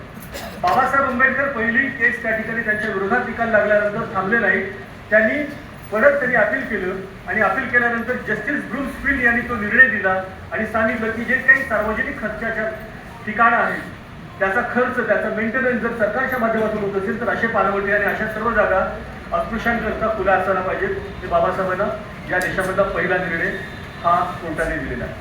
हे लक्षात घेण्यासाठी म्हणजे 3500 वर्षाचा इतिहास जिथे पाणी नाकारलं, 3500 वर्षाचा इतिहास जिथे माणसाला पाण्यापासून वंचित ठेवलं, त्या इतिहासाला बदलण्यासाठी बाबासाहेबांना कोर्टात जावं लागलं आणि कोर्टामधून 10.5 वर्षानंतर त्यांना त्यांचा हा न्याय मिळाला. हे लक्षात घेणं गरजेचं होतं. म्हणजे बाबासाहेबांना न्याय मिळाला ही भूमिका. आणि मग नाशिकच्या काळात मंदिर सत्याग्रह आणि या दृष्टिकोनातून आपल्याला लक्षात येतं की त्याही ठिकाणी नाशिकच्या काळात मंदिराची प्रवेशद्वार अस्पृश्यांकरता खुली करण्यात आलेली नव्हती. या अनुषंगाने आपल्याला लक्षात घेणं गरजेचं आहे की धर्मांतराचा विषय हा अत्यंत महत्त्वाचा आहे. बाबासाहेब असं म्हणतात की धर्मांतराचा विषय अत्यंत महत्त्वाचा आहे, परंतु तो गहनीय आहे आणि सामान्य माणसाच्या बुद्धीला त्याचं अवलोकन होणं कठीण आहे आणि साध्या माणसाला या विषयाची जाण करून देणं कठीण आहे असं ते म्हणतात. आणि त्या दृष्टिकोनातून बाबासाहेब आंबेडकर म्हणतात की धर्मांतराची वेगवेगळी कारणं मी तुम्हाला सांगतो. मग ही कारणं काय आहे? हे कारण सांगताना बाबासाहेबांनी धर्मांतराची धार्मिक कारणंही सांगितली, पण धर्मांतराचं ऐहिक कारण बाबासाहेबांनी सांगितलं. आणि मग त्यावेळेला लक्षात येतं की बाबासाहेब आंबेडकरांनी सांगितलं की धर्मांतराचा विषय जेव्हा आपण करतो त्यावेळेला आपल्याला त्याचा सामाजिक दृष्टिकोनातून अभ्यास करावा लागेल आणि धार्मिक दृष्टिकोनातून अभ्यास करावा लागेल. मग धार्मिक दृष्टिकोनातून अभ्यास करताना बाबासाहेब आंबेडकर म्हणतात की या धर्माने लादलेली अस्पृश्यता आणि या अस्पृश्यतेच्या कारणास्तव आपल्यावरती झालेले अन्याय, या दृष्टिकोनातून आपल्याला धर्मांतराची अनेक कारणं शोधावी लागतील असं बाबासाहेब आंबेडकर म्हणतात. बाबासाहेब आंबेडकर असं म्हणतात की आपल्यावरती अनेक पद्धतीचे जुलूम झालेले आहेत आणि ते जुलूम आता होत आहेत हेही लक्षात घेण्याचा प्रयत्न करा. त्याचा पॅटर्न आणि फॉर्म वेगवेगळ्या पद्धतीने बदललेला आहे. मी महाराष्ट्र राज्याच्या अनुसूचित जाती अनुसूचित जमाती आयोगाचा सदस्य सचिव म्हणून 1 वर्ष कार्य केलेलं आहे. दिगळे साहेबांच्या सहीने त्यावेळेला माझं पत्र निघालं हेही मला सांगावंसं वाटतं. आणि त्यावेळेला मी त्या ठिकाणी सांगितलं की या आयोगाला 6 महिन्याची मुदत दिली जाते आणि GRच्या आधारे हा स्थापन झालेला आहे. मग त्या ठिकाणी याला GRच्या आधारे स्थापन झालेला याला वैधानिक 338 प्रमाणे कोणत्याही पद्धतीची मान्यता नसल्यामुळे त्याला वैधानिक स्वरूप प्राप्त व्हावं म्हणून त्यावेळेला 2019ला मी शासनाला पत्र दिलं. मध्यंतरीच्या कालखंडामध्ये ते असंच पेंडिंग राहिलं, परंतु नंतरच्या कालखंडामध्ये त्याच्यात काही सुधारणा आल्या आणि आता अनुसूचित जाती आयोगाला वेगळं केलं आहे, अनुसूचित जमाती आयोगाला वेगळं केलेलं आहे. आणि याचे जे काही सदस्य असतील याला समन्स इश्यू करणं, वॉरंट इश्यू करणं यासारखे त्याला सिव्हिल कोर्टचे पॉवर्स आता प्राप्त होणार आहेत. हा एक महत्त्वाचा मुद्दा मला सांगायचा वाटतं. मग बाबासाहेबांनी त्यावेळेला जे काही सांगितलं ते काय ते लक्षात घ्या. काय जुलूम झाले आपल्यावर, म्हणजे मनोभूमिका तयार करणं खूप गरजेचं आहे. ही मनोभूमिका ज्यांची तयार झाली नाही, म्हणजे मी चर्मकार समाजाबद्दल बोलत नाही, मातंग समाजाबद्दल बोलत नाही, कारण त्यांना बाबासाहेब समजण्यासाठी फार वेळ लागेल. बाबासाहेबांना समजणं इतकं सोपं नाही. 22,000 पानं वाचणं समजून घेणं इतकं सोपं नाही. बाबासाहेब म्हणतात की सरकारी शाळेत मुलं घालण्याचा हक्क सांगितल्यामुळे आपल्यावरती अन्याय झालेला आहे. त्यावेळेला एक केस आली होती धारवाडमध्ये. सरकारी शाळेमध्ये अस्पृश्याच्या मुलाला घातलं म्हणून तिथल्या ब्राह्मण लोकांनी त्याला विरोध केला आणि बाबासाहेबांनी त्याच्या विरोधामध्ये केस लढली आणि जिंकली. हे लक्षात घेण्याचा प्रयत्न करा. आज आपली मुलं प्रायव्हेट शाळेमध्ये जातात, आज आपली मुलं सरकारी शाळेमध्ये जातात, परंतु याच्यासाठी पहिली केस कुणी लढली असेल ती डॉक्टर बाबासाहेब आंबेडकर. हे लक्षात घेणं गरजेचं आहे. म्हणजे महात्मा मोहनदास करमचंद गांधी, महात्मा म्हणत नाही त्याला, मोहनदास करमचंद गांधी असो किंवा त्या काळचे सोकोल राजाराम मोहन राय असो, ईश्वरचंद्र विद्यासागर असो, या सर्व लोकांना असं कुठे वाटलं नाही की अस्पृश्यांच्या मुलांना शाळेत घातलं जात नाही, घातलं तर त्याला विरोध होता, आपण केस केली पाहिजे, लढलं पाहिजे, असं कुणालाही वाटलं नाही. म्हणजे सप्रूनही वाटलं नाही, जयकरांनाही वाटलं नाही, अनेकांनाही वाटलं नाही. हे मला या ठिकाणी सांगितलं बाबासाहेबांना. म्हणजे बाबासाहेबांनी जी धर्मांतराची मनोभूमिका तयार केली, त्याची अनेक कारणं सांगितली. त्याच्यामधलं एक कारण की सरकारी शाळेत मुलं घालण्याचा हक्क सांगितल्यामुळे, विहिरीवर पाणी घेण्याचा हक्क सांगितल्यामुळे, एक गाव एक पाणवठा ही योजना बाबा आढावांना या ठिकाणी आणण्यासाठी महाराष्ट्रामध्ये फिरावं लागलं. अजूनही आपण असं पाहतो की विहिरीवरती पाणी घेण्याचा प्रयत्न केला म्हणून तिथल्या अस्पृश्य लोकांना मारलेला आहे. हे लक्षात घ्या. मी भारतातला पहिला व्यक्ती आहे की ज्याने 3000 पानांमध्ये केंद्र सरकारला अहवाल सादर केलेला आहे एका प्रकल्पाच्या माध्यमातून त्याच्यामध्ये महाराष्ट्रातील अनुसूचित जाती अनुसूचित जमाती अत्याचारास प्रतिबंध अधिनियम 1989, सुधारणा नियम 2016च्या अनुषंगाने वस्तुस्थिती याच्यामध्ये 600 केसेसचं मी अनालिसिस केलं आणि माझ्याकडे जो डाटा आहे त्या डाटाचा जर आपण अभ्यास केला तर आपल्याला लक्षात येतं की आपल्यावरती कोणत्या समाजाचे लोक केसेस टाकतात, दरोड्याच्या केसेस, या अॅट्रॉसिटीच्या केसेस टाकल्यानंतर होतात, याचा सगळा डाटा महाराष्ट्रात कुणाकडे नाही, तो माझ्याकडे आहे. हे आरटीआयच्या माध्यमातून शक्य झालं. लाखो रुपये खर्च करावे लागले पोलिसांकडे. त्यावेळेला रत्नाकर गायकवाडांनी एक सूचना केली होती की तुम्हाला ह्या ज्या काही घटना आहेत त्या सर्व तुम्हाला आरटीआयच्या पोर्टलवरती द्याव्या लागेल, तुम्हाला पोलीस खात्याच्या पोर्टलवरती द्याव्या लागतील. आणि त्यासाठी ते सगळे अभ्यास केल्यानंतर मला त्या गोष्टी कळल्या. तर त्याच्यानंतर पुढे या अनुषंगाने अॅट्रॉसिटीची केस जर रजिस्टर झाली असेल तर भारतीय नागरी न्याय संहितेच्या माध्यमातून कोणत्याही पद्धतीच्या खोट्या केसेस, मग त्या शेड गार्डनाच्या असो किंवा दरोड्याच्या असो, या टाकता येणार नाही असं संशोधन करण्याच्या दृष्टिकोनातून भारताच्या राष्ट्रपतीला हा एम्पिरिकल डाटा या दिवाळीपर्यंत मी सादर करणार आहे. हा नंतरचा बाबासाहेबांनी सांगितलं की विहिरीमध्ये पाणी घालण्याचा हक्क सांगितल्यामुळे, वरात घोड्यावरून नेण्याचा हक्क सांगितल्यामुळे स्पृश्य हिंदूंनी मारहाण केल्याची उदाहरणं नेहमी मिळवली असतात. मग अशी अनेक कारणं आहेत. तर बाबासाहेब आंबेडकरांनी पुढे असं सांगितलं की उंची पोशाख घातल्यामुळे लोकांना मारहाण केली जाते. म्हणजे आपल्या लोकांना त्यावेळेला अस्पृश्यांना, आपल्या लोकांना म्हणजे या 1107 जातींबद्दल मी बोलत आहे. केवळ आपण महार म्हणून आपल्या किंवा बौद्ध म्हणून पूर्वाश्रमीचे आपण अशा पद्धतीने समज करू नये. या 1107 जातीच्या 1950 नंतरची जी संविधानिक कॉन्स्टिट्युशनल ऑर्डर आली त्याच्यामध्ये अनेक लोक आले. हे आता जे मातंग समाजाचे लोक आलेले आहेत ते 1950च्या कॉन्स्टिट्युशनल ऑर्डरमध्ये महाराष्ट्रामध्ये एससीच्या लिस्टमध्ये समाविष्ट होते, कारण त्यांची गणना गुन्हेगारी जमातीमध्ये केली होती. ज्या क्रिमिनल ट्राईब्स आहेत त्यांना हजेरी द्यावी लागत होती आणि म्हणूनच आता गुणरत्न सदावर्ते त्या संदर्भात हायकोर्टामध्ये केस टाकत आहेत की यांना अनुसूचित जातीच्या लिस्टमधून वगळा, कारण हे अटलने दिलेल्या 1935च्या ज्या जातीच्या लिस्टमध्ये नव्हते त्याच्यामुळे यांना एसीचा दर्जा द्यायचा का नाही द्यायचा यासाठी माननीय हायकोर्टामध्ये केस दाखल होत आहे. हा देखील आपल्याला महत्त्वाचा प्रश्न, म्हणजे जे 2% 8% येतात मला त्याच्याबद्दल बोलायचं नाही, पण जे काय होतं हे लक्षात घेणं गरजेचं आहे. त्यांना बाबासाहेबांनी या अनुसूचित जातीमध्ये येण्यासाठी संविधानाचा मार्ग दिला हे लक्षात घेण्याचा प्रयत्न. हे सांगताना बाबासाहेब म्हणजे दागदागिने घातल्यामुळे मारहाण केल्याची उदाहरणे, पाणी आणण्यासाठी त्यांनी पितळ्याची तांब्याची भांडी वापरल्यामुळे मारहाण केल्याची उदाहरणे, जमीन खरेदी केल्यामुळे त्यांना जाळपोळ केल्याची उदाहरणे, जानवे घातल्यामुळे त्यांना मारलेले, मेलेली गुरं ढोरं नाही ओढली म्हणून त्यांना मारहाण केलेली आहे, मेलेल्या गुरांचे मांस खाल्ले नाही म्हणून त्याच्यावरती मारहाण झालेली आहे, पायात बूट आणि मोजे घालून गेल्यामुळे त्यांना मारहाण झालेली आहे, अगदी राजस्थानमध्ये मिशा त्यांनी राजपुतांसारख्या वाढवल्या म्हणून त्यांना मारहाण केलेली आहे. ही मानसिकता तेव्हाही होती, ही मानसिकता आताही आहे आणि या मानसिकतेच्यामुळेच पेपरमध्ये दिलं जातं की intercaste marriage allowed but SC ST क्षमस्व, म्हणजे आंतरजातीय विवाह चालेल परंतु अनुसूचित जाती आणि अनुसूचित जमातीच्या लोकांबरोबर आम्हाला विवाह करायचा नाही असं म्हणणारे लोक आणि त्यांच्या वर्तमानपत्रामध्ये येणाऱ्या जाहिराती ज्या काय आहेत त्या संपादकांवरती त्या लोकांवरती SC ST PO ऍक्टच्या अनुषंगाने केसेस दाखल केला. तोपर्यंत ही मानसिकता बदलणार नाही आणि हे होतच आहे. म्हणजे पायात बूट आणि मोजे घालून घेतले, गावात गेले किंवा भेटलेल्या स्पृश्य हिंदूला जोहार घातला नाही म्हणून त्याला मारहाण झालेली आहे. मी तुम्हाला सांगतो साठे कॉलेजमध्ये एक केस घडली, साहेब या ठिकाणी आहे, बऱ्याच जणांना माहिती असेल नसेल मला माहित नाही. तिथे एक भंगी समाजाची एक त्या ठिकाणी पिऊन होती, प्रिन्सिपल समोर आली आणि प्रिन्सिपल समोर आल्यानंतर तिने तिला गुड मॉर्निंग म्हटलं नाही. पूर्वी आपण काय म्हणायचो, जोहार म्हणायचो. तिला गुड मॉर्निंग म्हटलं नाही म्हणून तिला पूर्ण दिवसभर सकाळपासून संध्याकाळपर्यंत म्हणजे 10 वाजेपासून ते संध्याकाळी 5:30 वाजेपर्यंत कार्यालय सुटेपर्यंत ग्राउंडमध्ये उभं करून ठेवलं आणि त्याची तक्रार स्पेशल सेलला गेली, काही काम झालं, काही त्याच्यामध्ये ऍक्शन झाली नाही. खरं ते अॅट्रॉसिटीची केस आहे.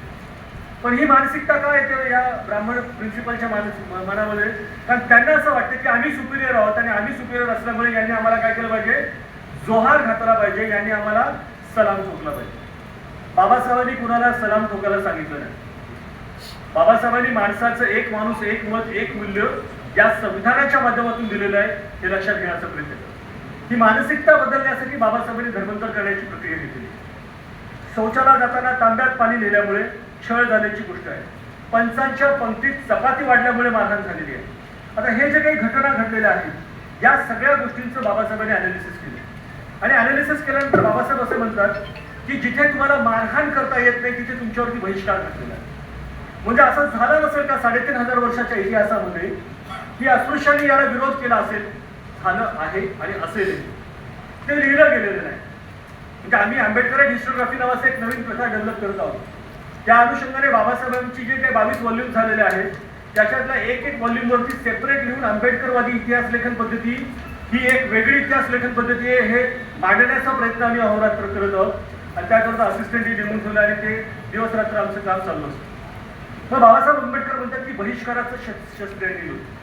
हे जे बहिष्काराचं शस्त्र आहे हे फार महत्वाचं शस्त्र. म्हणजे कावळ्याला जर दुसऱ्या एखाद्या माणसाने स्पर्श केला तर तो स्पर्श झाल्यानंतर इतर कावळे त्याच्यावरती बहिष्कार टाकतात. ही जी घटना आपल्याला लक्षात येते कारण त्याला माणसाच्या शरीराच्या स्पर्शाचा त्यांना वास. त्या पद्धतीने आपल्या लोकांवरती बहिष्कार टाकतात आहे.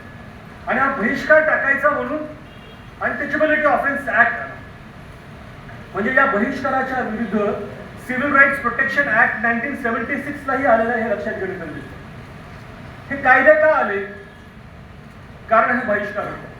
याचं सविस्तर विश्लेषण आता एक नवीन जी PhD ज्यांना प्राप्त करणार आहेत आदरणीय माजी ACP अशोक भालेराव यांची त्यांनी माझ्याकडे PhD केली. त्यांनी doctor Babasaheb Ambedkar study of doctor Babasaheb Ambedkar conversion to Buddhism याच्यामध्ये ज्या वेगवेगळ्या पद्धतीच्या शिक्षा सुनावल्या जायच्या त्या सर्व शिक्षांचं अनालिसिस धर्मग्रंथांचा अभ्यास करून केलेला आहे. म्हणजे जर एखाद्या उच्चवर्णीय व्यक्तीच्या विरोधामध्ये जर आवाज काढला बोलला त्याची जीभ छाटून टाकतात. त्याच्या कानामध्ये गरम शिशाचा रस होता. म्हणजे शिक्षा आणि अवयव काय असायला पाहिजेत हे या देशातल्या धर्मग्रंथांमध्ये मांडलेलं आहे. जर उच्चवर्णीयांच्या बरोबर बसला तर त्यांचा पार्श्वभाग कापून टाकतात. जर तो एखाद्याच्या विरुद्ध बोलला त्याने हात उगारला तर त्याचा हात छाटून टाकतात. जर एखाद्याच्या विरुद्ध तो बोलला शिवी दिली तर त्याची जीभ कापून टाकतात. जर त्याने काही चुलट काय केलं तर त्याला वेगवेगळ्या पद्धतीचे दिव्य करावे लागायचे. त्याला अग्निदिव्य करावं लागायचं. हे दिव्य पद्धतीवरती देखील प्रबंध आलेला आहे. ओम शिवा लिगाडे यांचा तो प्रबंध आहे त्याच्यावरती मी लिहिणार आहे स्वतंत्र. या दिव्य पद्धतीमध्ये वेगवेगळ्या पद्धतीचे धर्मग्रंथामध्ये वेगवेगळे कायदे दिलेले आहेत. म्हणजे त्यांनी नियम दिलेले आहेत. त्याच्यामध्ये जर ब्राह्मणाने काही गुन्हा केला असेल तर त्याला शिक्षा व्हायची नाही. तर त्याच्या बदल्यामध्ये क्षत्रियाने गुन्हा केला असेल तर त्याला शिक्षा व्हायची नाही. तर त्याच्या बदल्यामध्ये ते शिक्षा भोगायची असेल तर मग ते अस्पृश्य समाजातले जे लोक होते त्यांना ते दिव्य करावं लागायचं. अग्निदिव्य करावं लागायचं. ते जळत्या तेलामध्ये हात टाकावा लागायचा. हत्तीच्या पायदळी द्यावं लागायचं. अशा अनेक पद्धतीचे त्यांनी दिव्य सांगितलेले आहेत. मग हे ज्या सगळ्या अॅट्रॉसिटीज होत्या ह्या कुणाला भोगाव्या लागायच्या? अस्पृश्यांना भोगाव्या लागायच्या. आणि त्यामुळे बाबासाहेबांनी या सगळ्या गोष्टी त्याच्यामधले 9 बंदी देखील आपल्याला माहिती आहेत. रोटी बंदी, बेटी बंदी, लोटी बंदी या सगळ्या पद्धतीच्या 9 बंदी त्यांच्यामध्ये घातल्या. म्हणजे तुम्ही बहिष्कारही करायचा, तुम्ही बंदी पद्धतीच्या माध्यमातून 9 प्रकारच्या बंदीही लादायच्या बरोबर. आणि त्याचबरोबर तुम्ही दिव्य पद्धतीच्या माध्यमातून अस्पृश्यांवरती अत्याचार करायचा. या सगळ्या गोष्टी होत्या. हे सगळं आपल्याला ह्या 59 जातींमधल्या 58 जातींना सांगावं लागेल. त्यांचं कॅडर कॅम्प घ्यावं लागेल. या 1107 जातींना सांगावं लागेल. त्यांची मनोभूमिका करावी लागेल. बाबासाहेब असं म्हणतात की मोलमजूर मिळू द्यायची नाही आणि सर्व प्रकारच्या बंदी आणायच्या. या सगळ्या पद्धतीने आपल्याला जेरी सांगण्याचा प्रयत्न केलेला आहे. आणि बाबासाहेब आंबेडकरांनी सांगितलं की व्यक्तीच्या गुणांचा आणि अवगुणांचा याच्यामध्ये कोणत्याही पद्धतीचा संबंध नाही. हा वर्गकलह आहे. परंतु हा केवळ वर्गकलह नाहीये तर हा कलह सवर्ण आणि अस्पृश्य यांच्यामधला कलह आहे. हे लक्षात घेण्याचा प्रयत्न करा. हा वर्णकलह आहे. ही संकल्पना आपल्याला लक्षात घेणं गरजेचं आहे. हा जो कलह आहे हा सामाजिक दर्जाच्या संदर्भातला कलह आहे. आज जे अस्पृश्यांना ज्या आपल्या अनुसूचित जातीच्या लोकांना जी मानहानिकारक वागणूक दिली जाते या वागणुकीचं मूळ या देशातल्या धर्मग्रंथांमध्ये आहे. आपस्तंभ धर्मसूत्रामध्ये आहे, नारद सूत्रामध्ये आहे, विष्णू स्मृतीमध्ये आहे, ऋग्वेदाच्या 10व्या ऋचामध्ये पुरुष सूक्तामध्ये आहे. या देशामधल्या तथाकथित धर्मग्रंथांमध्ये आहे. हे लक्षात घेणं गरजेचं आहे. एका वर्गाने दुसऱ्या वर्गाशी कसं वागावं हे धर्मग्रंथांमध्ये सांगितलेलं आहे. आणि त्यांनी त्याला कशी वागणूक द्यावी हे धर्मग्रंथांमध्ये सांगितलं आहे. आणि याच्यामुळेच बरोबरीच्या नात्याने जर वागण्याचा आपण प्रयत्न केला तर मग त्यांना कुठेतरी त्यांचा इगो, त्यांचा अहंकार दुखावला असं त्यांना वाटतं. चपातीचं जेवण घातल्यामुळे आता आपल्या घरामध्ये चपाती बनते, भात खातो, भाकर खातो. बाबासाहेबांची म्हणजे आम्ही उपवर्गीकरणाच्या निमित्ताने दिगळे साहेब आणि लक्ष्मण साहेब ठिकठिकाणी फिरतो. काही जणांनी असं सांगितलं की व्हॉट्सअपला एक फोटो आलेला आहे त्याच्यामध्ये बाबासाहेब आंबेडकरांच्या भाकरीवरती सही काढून त्या ठिकाणी XYZ ची सही टाकलेली आणि सांगितलं की आमच्या भाकरीवरती यांचा अधिकार आहे. आता तुम्हाला भाकर खाण्याचा अधिकार कुणी दिला? तुम्हाला ताटामध्ये जेवण्याचा अधिकार कुणी दिला? तुम्हाला संविधान कुणी दिलं? हे सगळं जर विसरून म्हणायला लागलं की याची सही आहे त्याची सही, अरे जरी शिकलेच नाही, ज्यांना सहीच करता येत नाही, ज्यांना लिहिता वाचता येत नाही, जे अंगठे छाप आहे त्यांची सही कशी काय असेल? तुम्ही अंगठा तरी लावायला पाहिजे. आम्ही खातो त्या भाकरीवरती XYZचा अंगठा आहे असं म्हटलं तर आम्ही मान्य करू शकतो. अर्थात मला कोणाचा उपहास करायचा नाही, परंतु बाबासाहेबांचा अपमान जर होत असेल तर आपण तो कदाचित सहन करू नये याची मला भूमिका मांडली जाते. चपातीचं जेवण घातल्यामुळे, उंची पोशाख घातल्यामुळे, जाळवे घातल्यामुळे, तांबा पितळ्याच्या भांड्यामध्ये पाणी आणल्यामुळे, घोड्यावरून वरात नेल्यामुळे भांडणे झाली नसती बाबासाहेब. आता बाबासाहेब असंही म्हणतात की जर मी चपाती खात असेल, बरोबर, की जो चपाती खातो, जो अस्पृश्य चपाती खातो, उंची पोशाख करतो, तांब्याची भांडी वापरतो, घोड्यावरून वरात नेतो, त्यामुळे वरच्या वर्गाचं काही नुकसान होतं. कारण कोण खाणार आहे? तुम्ही खाणार आहे. कोण वापरणारे वस्तू? तुम्ही वापरणार आहे. त्यांचा तुमचा संबंध आहे का? नाही. आपण कुठे राहायचो? म्हणजे ब्राह्मणाची आळी कुठे, आपली आळी कुठे सगळ्यांना माहिती. आपली हाडकी हाडळची मसनवटीवरती आळी असायची हे सगळ्यांना माहिती. म्हणजे आपण त्याला राजवाडा जरी म्हणत असलो, काही लोक मानवाडा म्हणत असतील, काही म्हणत असले तरी हा कुठे असायचा? जिथे माणसांना पुरलं जायचं, जिथे माणसांना जाळलं जायचं त्या ठिकाणी राहायचं. कारण आपण चांडाळ म्हणून आपल्याला लेखलं जायचं. अनेक ठिकाणी या सगळ्या गोष्टी. त्यामुळे बाबासाहेब असं म्हणतात की वरच्या वर्गाचं कोणत्याही पद्धतीचं नुकसान होत नाही, त्यामुळे आपल्यालाच याचा काय लागतो? त्रास होत असतो. परंतु आपल्या या वागण्याचा रोष त्यांना काय येतो हे बाबासाहेब म्हणतात. म्हणजे धर्मांतर करण्याचं अहिक कारण सांगताना बाबासाहेब आंबेडकर म्हणतात की समतेची वागणूक त्यांना मान्य नाही. त्यांना असं वाटतं की तुम्ही त्यांच्या बरोबरीने जातात त्यावेळेला त्यांची कुठेतरी काय होते? मानहानी होते. आणि हे जेव्हा बाबासाहेब आंबेडकर जेव्हा म्हणतात त्याला म्हणतात की तुम्ही खालच्या पायरीचे आहोत, ही भावना त्यांच्या मनामध्ये आहे. आणि आम्ही वरच्या पायरीचे आहोत. खालच्या पायरीच्या लोकांनी खालच्या पायरीतच राहायला पाहिजे हे त्या लोकांची मनोभूमिका होती. म्हणून बाबासाहेबांनी सांगितलं की ही मनोभूमिका यांची बदलणार नाही. बाबासाहेबांनी वेगवेगळे पाक्षिक काढले, समता काढले. बाबासाहेब आंबेडकरांनी बहिष्कृत भारत काढलं, मूकनायक काढलं. पैशाच्या अभावी त्यांना हे वर्तमानपत्र त्यांचे पत्र बंद करावे लागले, परंतु बाबासाहेब आंबेडकर हे कार्य चालूच ठेवलेलं आहे. हे लक्षात घ्या. बाबासाहेबांनी त्या पत्रांच्या माध्यमातून मनोभूमिका बदलली. आणि मग बाबासाहेब असं म्हणतात की हे नीतिमत्तेचं कारण नाही, धर्मामुळे तुम्हाला खालची पायरीमध्ये राहा असं सांगितलं जातं. आणि या सनातन पद्धतीच्या लोकांना तुम्ही जर विरोध करायचा गेला तर तो तुम्ही करू शकणार नाही असं बाबासाहेब आंबेडकर म्हणतात. या कलहातून आपल्याला जर बचाव करायचा असेल तर काय करावं लागेल? मग बाबासाहेब आंबेडकर धर्माकडे बोलतात. कोणता कलह आहे? उच्च निश्चितेचा कलह. तू मोठा की मी मोठा, बरोबर. मग याच्यामध्ये बाबासाहेब आंबेडकर म्हणतात की मग माणसाला जर त्याचा बचाव करायचा असेल तर त्याला 3 पद्धतीचं सामर्थ्य असावं लागतं. मी मनोभूमिका बाबासाहेब आंबेडकरांनी कशी तयार केली हे लक्षात घेण्याचा प्रयत्न करतो. मग 3 प्रकारचं सामर्थ्य आहे. त्याच्यामधलं एक आहे मनुष्यबल, दुसरं आहे द्रव्यबल आणि तिसरं आहे मानसिक बल. आता मी जे काही बोलत आहे हे या दिवाळीपर्यंत पुस्तक रूपाने येईल आणि हे PDFच्या माध्यमातून मी देणार आहे. कारण आपल्या लोकांना सगळ्यांना पुस्तक विकत घेणं आणि देणं ह्या सगळ्या प्रक्रिया मी याच्यावरती आता विश्वास ठेवत नाही. कारण आपण 300-400च्या वरती पुस्तकं छापतच नाही आणि ते विकली जातात की नाही जातात हा वादाचा मुद्दा आहे. त्यामुळे PDFच्या माध्यमातून हे पुस्तक लोकांपर्यंत येईल. म्हणजे हे आता एवढं जे सगळं लिहिलेलं आहे त्याच्यामध्ये अजून ॲडिशन करून 100-200 पानांची PDF तुमच्यापर्यंत पोहोचेल. बाबासाहेबांचं विचार आणि त्याचं केलेलं अनालिसिस आणि त्याचा अन्वयार्पण धर्मग्रंथांमध्ये मांडलेल्या ज्या काही गोष्टी आहेत. अर्थात आम्हाला प्राध्यापक असल्यामुळे फार मोजून मापून बोलावं लागतं. कारण मोजून मापून नाही बोललं तर आता नवीन कायदा निघालेलाच आहे. त्या डिग्रज साहेबांना माहिती आहे तो काय कायदा आहे. सिव्हिल सर्व्हंट्सने काय बोलावं आणि काय नाही बोलावं. मी जरी मोर्चाला जात असलो तरी भाषण मोर्चामध्ये देत नाही, हेही सांगतो. काय बोलायचं असेल तर आम्ही परिषदांमधून बोलतो कारण आम्हाला आमच्या लिमिटेशन्स आहेत. तेही लक्षात घेणं आणि सुट्ट्या घेऊन जातो कारण आम्हाला आमच्या लिमिटेशन्स आहेत. तर बाबासाहेब आंबेडकर म्हणतात की आपल्याला 3 प्रकारचं बल आहे. एक मनुष्यबळ, द्रव्यबळ आणि तिसरं मानसिक बळ. मग मनुष्यबळाच्या दृष्टिकोनातून आपण काय आहोत तर अत्यंत अल्प आहोत. म्हणजे मुंबईमध्ये जर पाहायला गेलं अस्पृश्य वर्गाची लोकसंख्या ही 1/8 एवढीच आहे. कोकणस्थ महार परिषद जी होती, मुंबई इलाका परिषद होती, त्यांच्या माध्यमातून बौद्ध धर्माच्या धर्मांतराचा विचार बाबासाहेबांनी घेतला. त्यांच्या बैठका झाल्या, मग महाराजा सत्याग्रह झाला. या सगळ्या गोष्टी आपल्याला समजतात. आणि बहिष्कृत हितकारी सभेच्या माध्यमातून बाबासाहेबांनी त्यावेळेला निवेदन दिलं. त्याच्याबद्दल मी जात नाही, ते ग्रंथरूपाने येणारच आणि हे तुम्हाला पुस्तक रूपाने मिळणार आहे, त्यामुळे ते नाही. मग बाबासाहेब असं म्हणतात की आपले लोक खेडोपाडी विखुरलेले आहेत आणि अल्पसंख्या असल्यामुळे आपल्याकडे काय आहे हे सामर्थ्य मनुष्यबळाचं नाही. म्हणजे धर्मांतर करण्यासाठी बाबासाहेब आंबेडकर म्हणतात की तुम्हाला जर या अन्यायापासून तुमचा बचाव करायचा असेल तर तुम्हाला काय करावं लागेल? 3 प्रकारचे बळ असावं लागतं. त्याच्यामधलं तुमच्याकडे काय आहे? हे पहिलं बळ जे आहे मनुष्यबळ, हे कमी आहे कारण आपण विखुरलेलो आहोत. आता आपण शहरामध्ये आलेलो आहोत, कोणी काय बोलायचं लगेच मोर्चा काढतो, आंदोलनं काढतो, बोलायला काय आपल्या लोकांना काही कमतरता नाही. म्हणजे आलेला कार्य म्हणायचं हे कॉक्रोच जनता पार्टीच्या मोर्चामधून आपण बघितलेलंच आहे. म्हणजे ज्यांची सत्ता आविर्भाव असा होता की आम्ही कधीही बदलू शकणार नाही, त्यांना चॅलेंज करण्याचं काम कोणी केलेलं आहे? या बौद्ध समाजाच्या योगाने केले. कोणी म्हटलं तर मातृ समाजाचे तसे नाही आहे, तो बौद्धच आहे. म्हणजे अभिजित तितके हा बौद्ध आहे हे तुमच्यापर्यंत पोहोचलं पाहिजे. आणि एक बौद्ध व्यक्ती जय भीमची घोषणा भारतापर्यंत पोहोचवून देतो ही देखील महत्वाची गोष्ट. हे बाबासाहेबांमुळे होतं, म्हणून प्रत्येक ठिकाणी तो बाबासाहेबांचा फोटो घेतो. म्हणजे अमेरिकेतून तिकडे जेव्हा येतो त्यावेळेला बाबासाहेबांचा फोटो असतो आणि ज्यावेळेला तो राजीनामा होतो त्यावेळेला बाबासाहेबांचा फोटो समोर ठेवला जातो, बाबासाहेबांना तो प्रणाम करतो.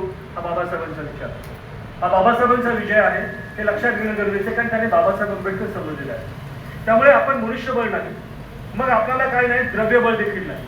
द्रव्यबळ का नाही? कारण आपल्याला अर्थार्जनाचा अधिकार या मनुस्मृतीने नाकारलेला होता, धर्मग्रंथांनी नाकारलेला होता. आता कोणत्या धर्मग्रंथांनी काय नाकारलं होतं याचं शंकरराव खरातांनी त्यांचं अस्पृश्यांचं धर्मांतर या पुस्तकामध्ये सगळं सांगितलेलं आहे. त्याच्या संदर्भामध्ये डिटेल संशोधन करण्याची गरज आहे, कारण ते पेज नंबर, त्याची आवृत्ती वगैरे वगैरे सगळ्या गोष्टी टेक्निकली द्याव्या लागतात. तो प्रयत्न आपला चाललो आणि ते होईल. सध्या अॅनालिसिस ऑफ कास्ट आणि गुगल शूद्राचं अॅनालिसिस केलेलं आहे, या सगळ्या गोष्टींचं अॅनालिसिस करू. मग बाबासाहेब आंबेडकर म्हणतात की आपल्याकडे वस्त्र नाही, द्रव्यबळ नाही आणि कोर्टामध्ये जाऊन आपण तिकडे आपल्याला न्याय मागू असं होऊ शकत नाही. म्हणजे मी जे नाटक लिहिलं, आनंदराज आंबेडकर साहेब, आदरणीय भीमराव आंबेडकर साहेब नाटकाला आले, बाबासाहेब ज्या वेळेला कोर्टामध्ये गेले त्यावेळेला तिथे मटकं ठेवले असायचे. त्या मटक्यामधून बाबासाहेबांना पाणी घेऊन येऊन तिथल्या वकिलाने सांगितलं का तर तुम्ही काय आहात, अस्पृश्य आहात. आणि बाबासाहेब त्याच्या विरोधात ज्यावेळेला तक्रार लेखी देतात त्यावेळेला ते म्हणतात की जे चालत आले पूर्वापार ते चालू द्या, तुम्ही किती लोकांना सांगणार आहात. ते बाबासाहेबांना तिथे ऐकावं लागलं. त्यानंतर हा महाराष्ट्राचा उदाहरण सत्याग्रह, म्हणजे अनेक गोष्टींचा आपल्याला अभ्यास करणं गरजेचं आहे. तर बाबासाहेब असं म्हणतात की द्रव्यबळ आपल्याकडे नाही, कोर्टातून दाद मागू शकत नाही आणि हिंदूंकडून होणारी त्रास, विटंबना, जुलूम याच्या आपण त्रास सहन करतो. म्हणजे मानसिक बल देखील आपल्याकडे नाही हे लक्षात घ्या, कारण शेकडो वर्ष तुम्ही विटंबना सहन केलेली आहे. आणि मग या सगळ्या गोष्टींचा अभ्यास करताना बाबासाहेब आंबेडकरांनी सांगितलं की तुमच्यामध्ये सामर्थ्य निर्माण करायचं असेल तर काय करावं लागेल. बाबासाहेब आंबेडकर छोट्या छोट्या गोष्टी सांगतात आणि बाबासाहेब आंबेडकर म्हणताना सुसीडाईचं एक त्या ठिकाणी कोटेशनही देतात की गुलामाला जोपर्यंत त्याच्या गुलामीची जाणीव करून दिली जाणार नाही तोपर्यंत तो अन्यायाच्या विरोधामध्ये पेटून उठणार नाही. बाबासाहेबांनी या देशातल्या गुलामांना त्यांच्या गुलामीची जाणीव करून दिली आणि त्यांना पेटून उठलं.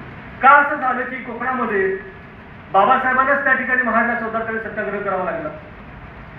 का असं झालं नाही की बाबासाहेब आंबेडकरांच्या पूर्वाश्रमीचे जे काही लोक होते त्यांनी सत्याग्रह केला नाही? का सिके बोलेंचा ठराव पास झाल्यानंतर देखील त्या ठिकाणी अस्पृश्यांना पाण्याचा अधिकार दिला नाही? असं का झालं हे लक्षात घेण्याची प्रयत्न करा की बाबासाहेब आंबेडकर महामानव बोधिसत्व आहे आणि बाबासाहेबांना कळत होतं की जोपर्यंत आपण याची जाणीव त्यांना करून दिली नाही तोपर्यंत बाबासाहेबांनी ज्या दिवशी मोर्चा तिथे नेला तिथे आपल्या लोकांना पाणी विकत घ्यावं लागलेली लक्षात ही परिस्थिती आहे.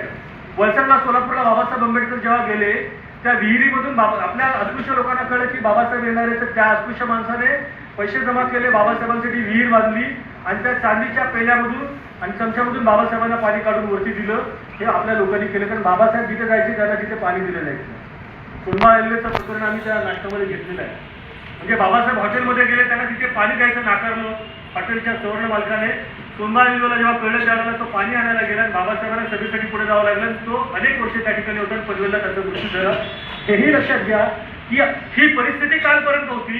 तुमच्या घरामध्ये येणारं पाणी बाबासाहेब आंबेडकर हे लक्षात घ्या. तुमच्या घरामध्ये येणारं पाणी हे बाबासाहेब आंबेडकरांमुळे आहे.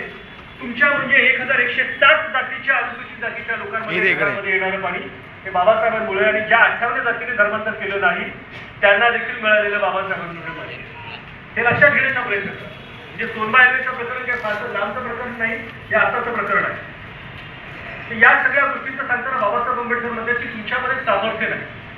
तर सामर्थ्य नाही म्हणताना बाबासाहेब असं म्हणतात की मुसलमानांची 2 घरं जरी असली आणि त्यांच्यावरती जर अन्याय झाला तर संपूर्ण देशामध्ये त्याचा रोष निर्माण होतो.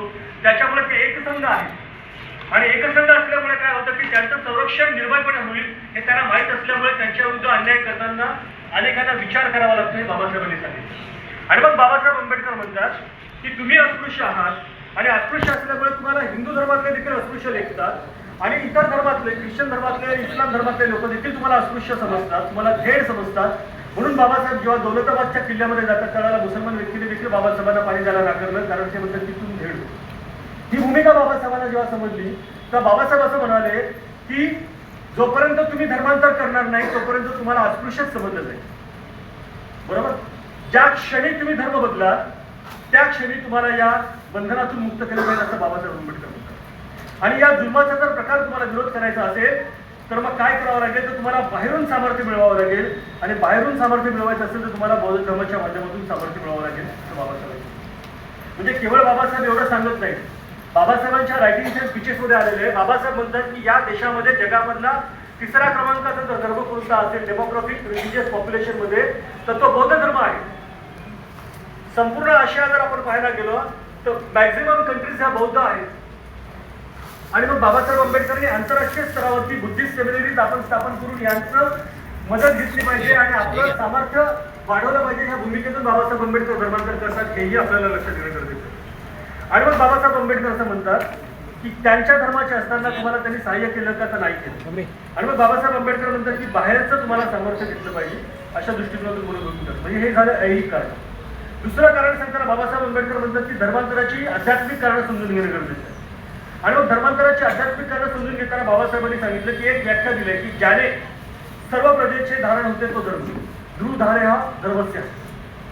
मग ज्या सर्व प्रजेचे धारण होते असं म्हणतात, मग अनुसूचित जातीचे लोक हे माणसं नाहीत का, ते प्रजा नाहीत का, त्याला तुम्ही अवर्ण का संबोधितात, तुम्हाला चातुर्वर्ण व्यवस्थेच्या बाहेर का ठेवतात, त्यांच्यावरती वेगवेगळ्या पद्धतीचे बंधनं का ठेवतात, त्यांना बहिष्कार पद्धती, त्यांना बंदी पद्धती, त्यांना दिव्य पद्धतीला का सामोरं जावं लागतं.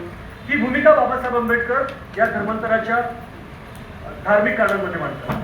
आणि मग बाबासाहेब आंबेडकर असं म्हणतात की जे हिंदू धर्मामध्ये आहेत, जे सवर्ण आहेत, ते लोक आपल्याला अशा पद्धतीचे वागणूक देतात. त्यामुळे बाबासाहेब आंबेडकर पुढे असं म्हणतात, मी त्याच्या बाबासाहेबांचं कोट करतो, ज्याप्रमाणे पाण्याचा थेंब समुद्राच्या पाण्यात टाकला असता त्याचा लोप होतो, तसाच माणसाचा तो केवळ समाजात राहिला म्हणून त्याचा लोप होऊ शकत नाही. लक्षात घ्या, पाण्याचा थेंब समुद्रामध्ये टाकला तर त्याचा लोप होतो हे मान्य करू शकतो, पण माणूस काय पाणी नाही, त्या पाण्याचा थेंब नाही. माणूस हा माणूसच आहे. माणूस त्या समाजामध्ये राहतो म्हणून त्याचा लोप होऊ शकत नाही, तो अतिशूद्र होऊ शकत नाही, तो चांडाळ होऊ शकत नाही, तो अस्पृश्य होऊ शकत नाही, कारण तो काय आहे, माणूस आहे. म्हणजे बाबासाहेब आंबेडकर पाण्याचं उदाहरण देऊन सांगतात की माणसाचा लोप समाजामध्ये राहिल्यामुळे तो होऊ शकत नाही, त्याचा जन्म हा समाजाच्या सेवेकरता झालेला नाही. चातुर्वर्ण पद्धतीचा अभ्यास बाबासाहेबांनी केलेला आहे. मी माझं स्वतःचं काही बोलत नाही, मी हे घेऊन यासाठी पुढे ऑब्जेक्शन घेऊ नये. बाबासाहेब आंबेडकरांनी या चातुर्वर्ण व्यवस्थेमध्ये सांगितलेलं आहे की जे मी महाडला मला वाटतं आपण एकत्र होतो भगत साहेबांबरोबर, आनंदराज साहेबांनी ज्यावेळेला सांगितलं शूद्र आणि अतिशूद्र मुद्दा परत तुम्ही सांगा, त्यावेळेला त्यांनी तो भाग सांगितला होता. तर एक लक्षात घेणं गरजेचं आहे की हे जे 4 वर्ण आहेत त्याच्यामधला जो ओबीसीचा वर्ग आहे त्याचं कार्य काय. तर या त्रैवर्णिकांची सेवा करणं हे त्यांचं कार्य असं सांगितलं गेलेलं आहे. या सगळ्या गोष्टींमध्ये बाबासाहेब आंबेडकर म्हणतात की त्रैवर्णिकांची सेवा करणं, चातुर्वर्णांची सेवा करणं यासाठी आमचा जन्म झालेला नाही. बाबासाहेब आंबेडकर रॅडिकल थॉट्स तुमच्या मनामध्ये विचारांमध्ये मांडण्याचा प्रयत्न करतात, हे लक्षात घ्या. ज्या धर्मामध्ये बाबासाहेब आंबेडकर म्हणतात, ज्या धर्मामध्ये एका वर्गाने विद्या शिकावी आणि दुसऱ्या वर्गाने शस्त्र हातात घ्यावे, तिसऱ्याने व्यापार करावा आणि चौथ्याने नुसतीच सेवा करावी असं म्हटलंय, तो धर्म मला मान्य नाही. म्हणजे कुणी काय करायचं हे जर धर्माने निश्चित केलं असेल तो धर्म मला मान्य नाही असं बाबासाहेब आंबेडकर म्हणतात. धर्माचं अस्तित्व नाकारणं, धर्माधिष्ठितांचं अस्तित्व नाकारणं, धर्माधिष्ठितांनी निर्माण केलेल्या जातीवादाचं अस्तित्व नाकारणं म्हणजे आंबेडकरवाद आहे. आणि ते म्हणजे हे बौद्ध धर्मांतर आहे, ही भूमिका समजलं पाहिजे. विद्या ही दरेकाला मिळाल्या पाहिजे, शस्त्रांची जरुरी ही प्रत्येकाला आहे, पैसा सर्वांना पाहिजे. ही गोष्ट जो धर्म विसरतो, जो धर्म एका व्यक्तीला सज्ञान करतो आणि बाकीच्यांना अज्ञानात ठेवतो, तो धर्म नसून बौद्धिक गुलामगिरी बाबासाहेब आंबेडकर म्हणतात. आता ह्या 58 जातीच्या महाराष्ट्रातल्या लोकांना 1107 मधल्या 1106 लोकांना हे सांगावं लागेल ना की तुमच्या विद्या घेण्याला यांचा काय आहे, विरोध आहे. आणि जर तो विरोध आहे आणि धर्मग्रंथांच्या माध्यमातून विरोध आहे, मग तुम्ही त्या धर्मामध्ये राहतात म्हणजे तुम्ही हे मान्य करतात की त्यांनी योग्य सांगितलं, त्याला तुम्ही विरोध करणं गरजेचं आहे की नाही. एक लक्षात घ्या, भारताच्या राष्ट्रपतींना काय काय सहन करावं लागले हे आपल्याला माहिती. जे संसदेचं अगदी त्यांना त्या ठिकाणी अनावरण करताना बोलवलं नाही, त्याच्यानंतर एक व्यक्ती, महनीय व्यक्ती मंदिरामध्ये गेला तर त्या राष्ट्रपतींना गर्भगृहामध्ये येऊ दिलं नाही. ही काय आहे? ही जातीयता आहे, ही जातीय मानसिकता आहे. मग त्या धर्मामध्ये तुम्ही काय राहता? साधा प्रश्न असा निर्माण होतो. माझा प्रश्न असा आहे की त्या लोकप्रतिनिधींनी त्याच दिवशी तो धर्म सोडून बौद्ध धर्मामध्ये आला. ही भूमिका काय नाही देत तुम्ही? ही भूमिका घ्यायला पाहिजे ना. म्हणजे ते 46 नंबरच्या लोकांना, आता 46 काय इथल्या लोकांना माहिती आहे, 46 नंबरचे लोक लग्न झालं की मारुतीच्या मंदिरामध्ये जाऊन तिकडे डफडे वाजवण्यासाठी तिकडे जातात, त्या ठिकाणी पूजा करायला जातात आणि मंदिरामध्ये प्रवेश केला म्हणून त्यांना मारलं जातं. तुम्ही मंदिरात जातात कशाला? मला बुद्धविहार नाही आहेत ना? बुद्धविहार तिथे जा. मला बाबासाहेबांची समाज मंदिरं नाही, तिकडे जात नाही. तुम्ही हे स्वीकारत नाही तुम्ही तुमचं म्हणतो. म्हणजे युपी मधले चर्मकार लोक महाराष्ट्रातल्या महाराजांपेक्षा जास्त बौद्ध धर्माला मानतात. हेही लक्षात घेणं गरजेचं आहे की ते तिथले त्यांचे संस्कार हे बौद्ध पद्धतीने करतात, बुद्धविहारामध्ये जातात आणि इथल्या लोकांना मात्र त्याचं वावगं आहे, कारण त्यांची मानसिकता अजून बदललेली नाही, त्यांचं प्रबोधन झालं नाही. आपल्याला कॅडर कॅम्प घ्यायची गरज लागली नाही, कारण आपल्या बाबासाहेबांना जे आहे त्या स्वरूपात स्वीकारलेलं आहे. परंतु हे काय आहे हे समजणं गरजेचं आहे. जो धर्म एकाला सज्ञान करतो आणि बाकीच्यांना अज्ञानात ठेवतो तो धर्म नसून बौद्धिक गुलामगिरी बाबासाहेब म्हणतात. जो धर्म एकाच्या हातात शस्त्र देतो आणि दुसऱ्याला निशस्त्र करतो तो धर्म नसून दुसऱ्याला पारतंत्र्यात ठेवण्याची शक्कल आहे असं बाबासाहेब म्हणतात. जो धर्म काहींना धनसंपादनाचा मोकळा मार्ग करतो, बाकीच्यांना जीवितांसाठी दुसऱ्यांवर राहण्याची अनुज्ञा देतो, तो धर्म नसून स्वार्थ पर्यायाचं बाबासाहेब आंबेडकर म्हणतात. जो हिंदू धर्मातील चातुर्वर्ण त्याच्याबद्दल बाबासाहेब आंबेडकर असं म्हणतात की ही धर्माला लागलेली कीड आहे. बाबासाहेब आंबेडकर म्हणतात की व्यक्तीच्या विकासाला 3 गोष्टींची आवश्यकता असते: सहानुभूती, समता आणि स्वातंत्र्य.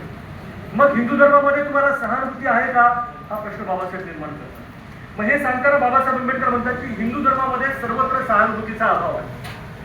म्हणजे तुमच्या एखाद्या व्यक्तीचा जर मारहाण झाली, म्हणजे एक लक्षात घ्या, दिल्लीमधल्या एखाद्या सवर्ण मुलींवरती जर काही झालं तर कॅन्डल मार्च निघतात आणि खैरलांजीमध्ये त्या ठिकाणी अनुसूचित जातीच्या म्हणजे आता बौद्ध समाजाच्या महिलेवरती बलात्कार होतो, त्या अन्न मुलाला मारलं जातं आणि त्यांचं प्रेत गाड्याला बांधून गावकुसाबाहेर जिथे काटेकुटे असतात तिथे फेकलं जातं. त्यावेळेला या देशामध्ये कोणताही कॅन्डल मार्च सवर्ण काढत नाही. काढलाय का? राईट. म्हणजे बाबासाहेब तेव्हा जे म्हणत होतं ते आताही सत्य आहे. म्हणजे तुमच्या माणसांना मारलं जरी, तुमच्या माणसाच्या प्रायव्हेट पार्टमध्ये काही खिळे टाकले, लाकडं टाकले, त्यांना मारलं, उत्तर प्रदेशमध्ये त्यांची हत्या केली, झाडाला लटकवलं, तरीही सवर्ण कॅन्डल मार्च काढत नाही, कारण ते तुम्हाला आपलं समजत नाही असं काही लोकांचं मत आहे. म्हणजे मी प्राध्यापक म्हणून माझं मत कधीच मांडत नाही. मी असं म्हणतो की काही लोकांचं मत आहे. त्यामुळे हे लक्षात घेणं गरजेचं आहे की आपल्या लोकांकडे आपुलकीच्या भावनाकडे पाहत नाही. म्हणजे ते आपल्यापेक्षा त्यांना स्वतःला जास्त फरक समजतात. आणि हे केव्हा होतं? जेव्हा लग्न संबंध होतात. हिंदू धर्मामध्ये परस्पर विरोधी छावणीचे 2 तळ आहेत असं बाबासाहेब आंबेडकर म्हणतात. पुढे नेशनची व्याख्या करताना म्हणतात बाबासाहेब आंबेडकर अनालिसिसने नेशनची व्याख्या लिहिलेली आहे की there is a nation within a nation. म्हणजे या राष्ट्रामध्ये एक राष्ट्र असं आहे की जे सवर्णांचं आहे, जे गावकुसाच्या आत आहे, आणि एक राष्ट्र अवर्णांचं आहे, जे गावकुसाच्या बाहेर आहे, ज्यांना या राष्ट्रामध्ये येण्याचा अधिकार नाही. म्हणून साऊथ बोरो फ्रँचाइज कमिशन पुढे बाबासाहेब आंबेडकरांनी 1919 जानेवारीला ज्या साक्षी दिल्या, 3 साक्षी दिल्या. एक त्यांची लेखी साक्ष, त्याच्यानंतर सप्लिमेंटरी लेखी साक्ष आणि मग त्यांची ओरल साक्ष. आणि त्या साक्षीमुळे तुम्हाला आणि आम्हाला मतदानाचा अधिकार मिळाला. विठ्ठलरामजी शिंदेंनी त्यावेळेला डिप्रेस क्लासेस मिशनच्या माध्यमातून सांगितलं की एवढा इन्कम टॅक्स भरतात त्यांनाच फक्त मतदानाचा अधिकार आहे. मग बाबासाहेब आंबेडकर म्हणाले आम्हाला नागरिकत्वाचाच अधिकार नाही, आम्हाला नागरिकत्वाचे अधिकार नाही. नागरिकत्वाचे अधिकार हे 9 वेगवेगळ्या अधिकारांपासून होतात. It's a bunch of 9 different fundamental rights that conjugates together to have a fundamental rights असं बाबासाहेब आंबेडकर म्हणतात. आणि म्हणून बाबासाहेब आंबेडकर म्हणतात की मतदानात येताना तुम्ही कोणत्याही पद्धतीची उत्पन्नाची अट लादली नाही पाहिजे. म्हणून या देशातल्या अनुसूचित जाती, अनुसूचित जमाती, इतर मागासवर्गीय भटकंमुक्त जाती, जनजाती या सर्व समाजातल्या लोकांना मतदानाचा अधिकार मिळण्याची सुरुवात जर तुम्ही केली असेल तर ती बाबासाहेब आंबेडकर. म्हणजे एक माणूस एक मत एक मूल्य बाबासाहेबांनी सांगितलं असं नाही. म्हणजे विठ्ठलरामजी शिंदेची भूमिका जे तरी डिप्रेस क्लासेस मिशनचे जरी असले तरी ती अस्पृश्यांचं प्रतिनिधित्व करू शकत नव्हते. गांधी कधी अस्पृश्यांचं प्रतिनिधित्व करू शकले नाही, तसं शिंदेही करू शकले नाही. ते करायचं कोणी तर बाबासाहेबांनी केलं. या कोकणाच्या भूमिपुत्राने बाबासाहेबांनी या देशाला संविधान दिलेलं आहे. या कोकणाच्या भूमिपुत्राने या देशाला जे संविधान दिलं त्याच्यामुळे या देशामधल्या 140 कोटी लोकांना आज ताट मानेने जगता येते. हे लक्षात घेणं गरजेचं आहे. बाबासाहेब म्हणतात की हे परस्पर विरोधी सैन्याचे तळ. हिंदू मुसलमान लोकल बोर्डात, कायदे कौन्सिल, व्यापारात एकमेकांना सहाय्यभूत ठरतात. म्हणजे त्यांचा इतर धर्माच्या लोकांच्या बद्दल कोणत्याही पद्धतीचा आक्षेप नव्हता, ते आता कडे उभारलं.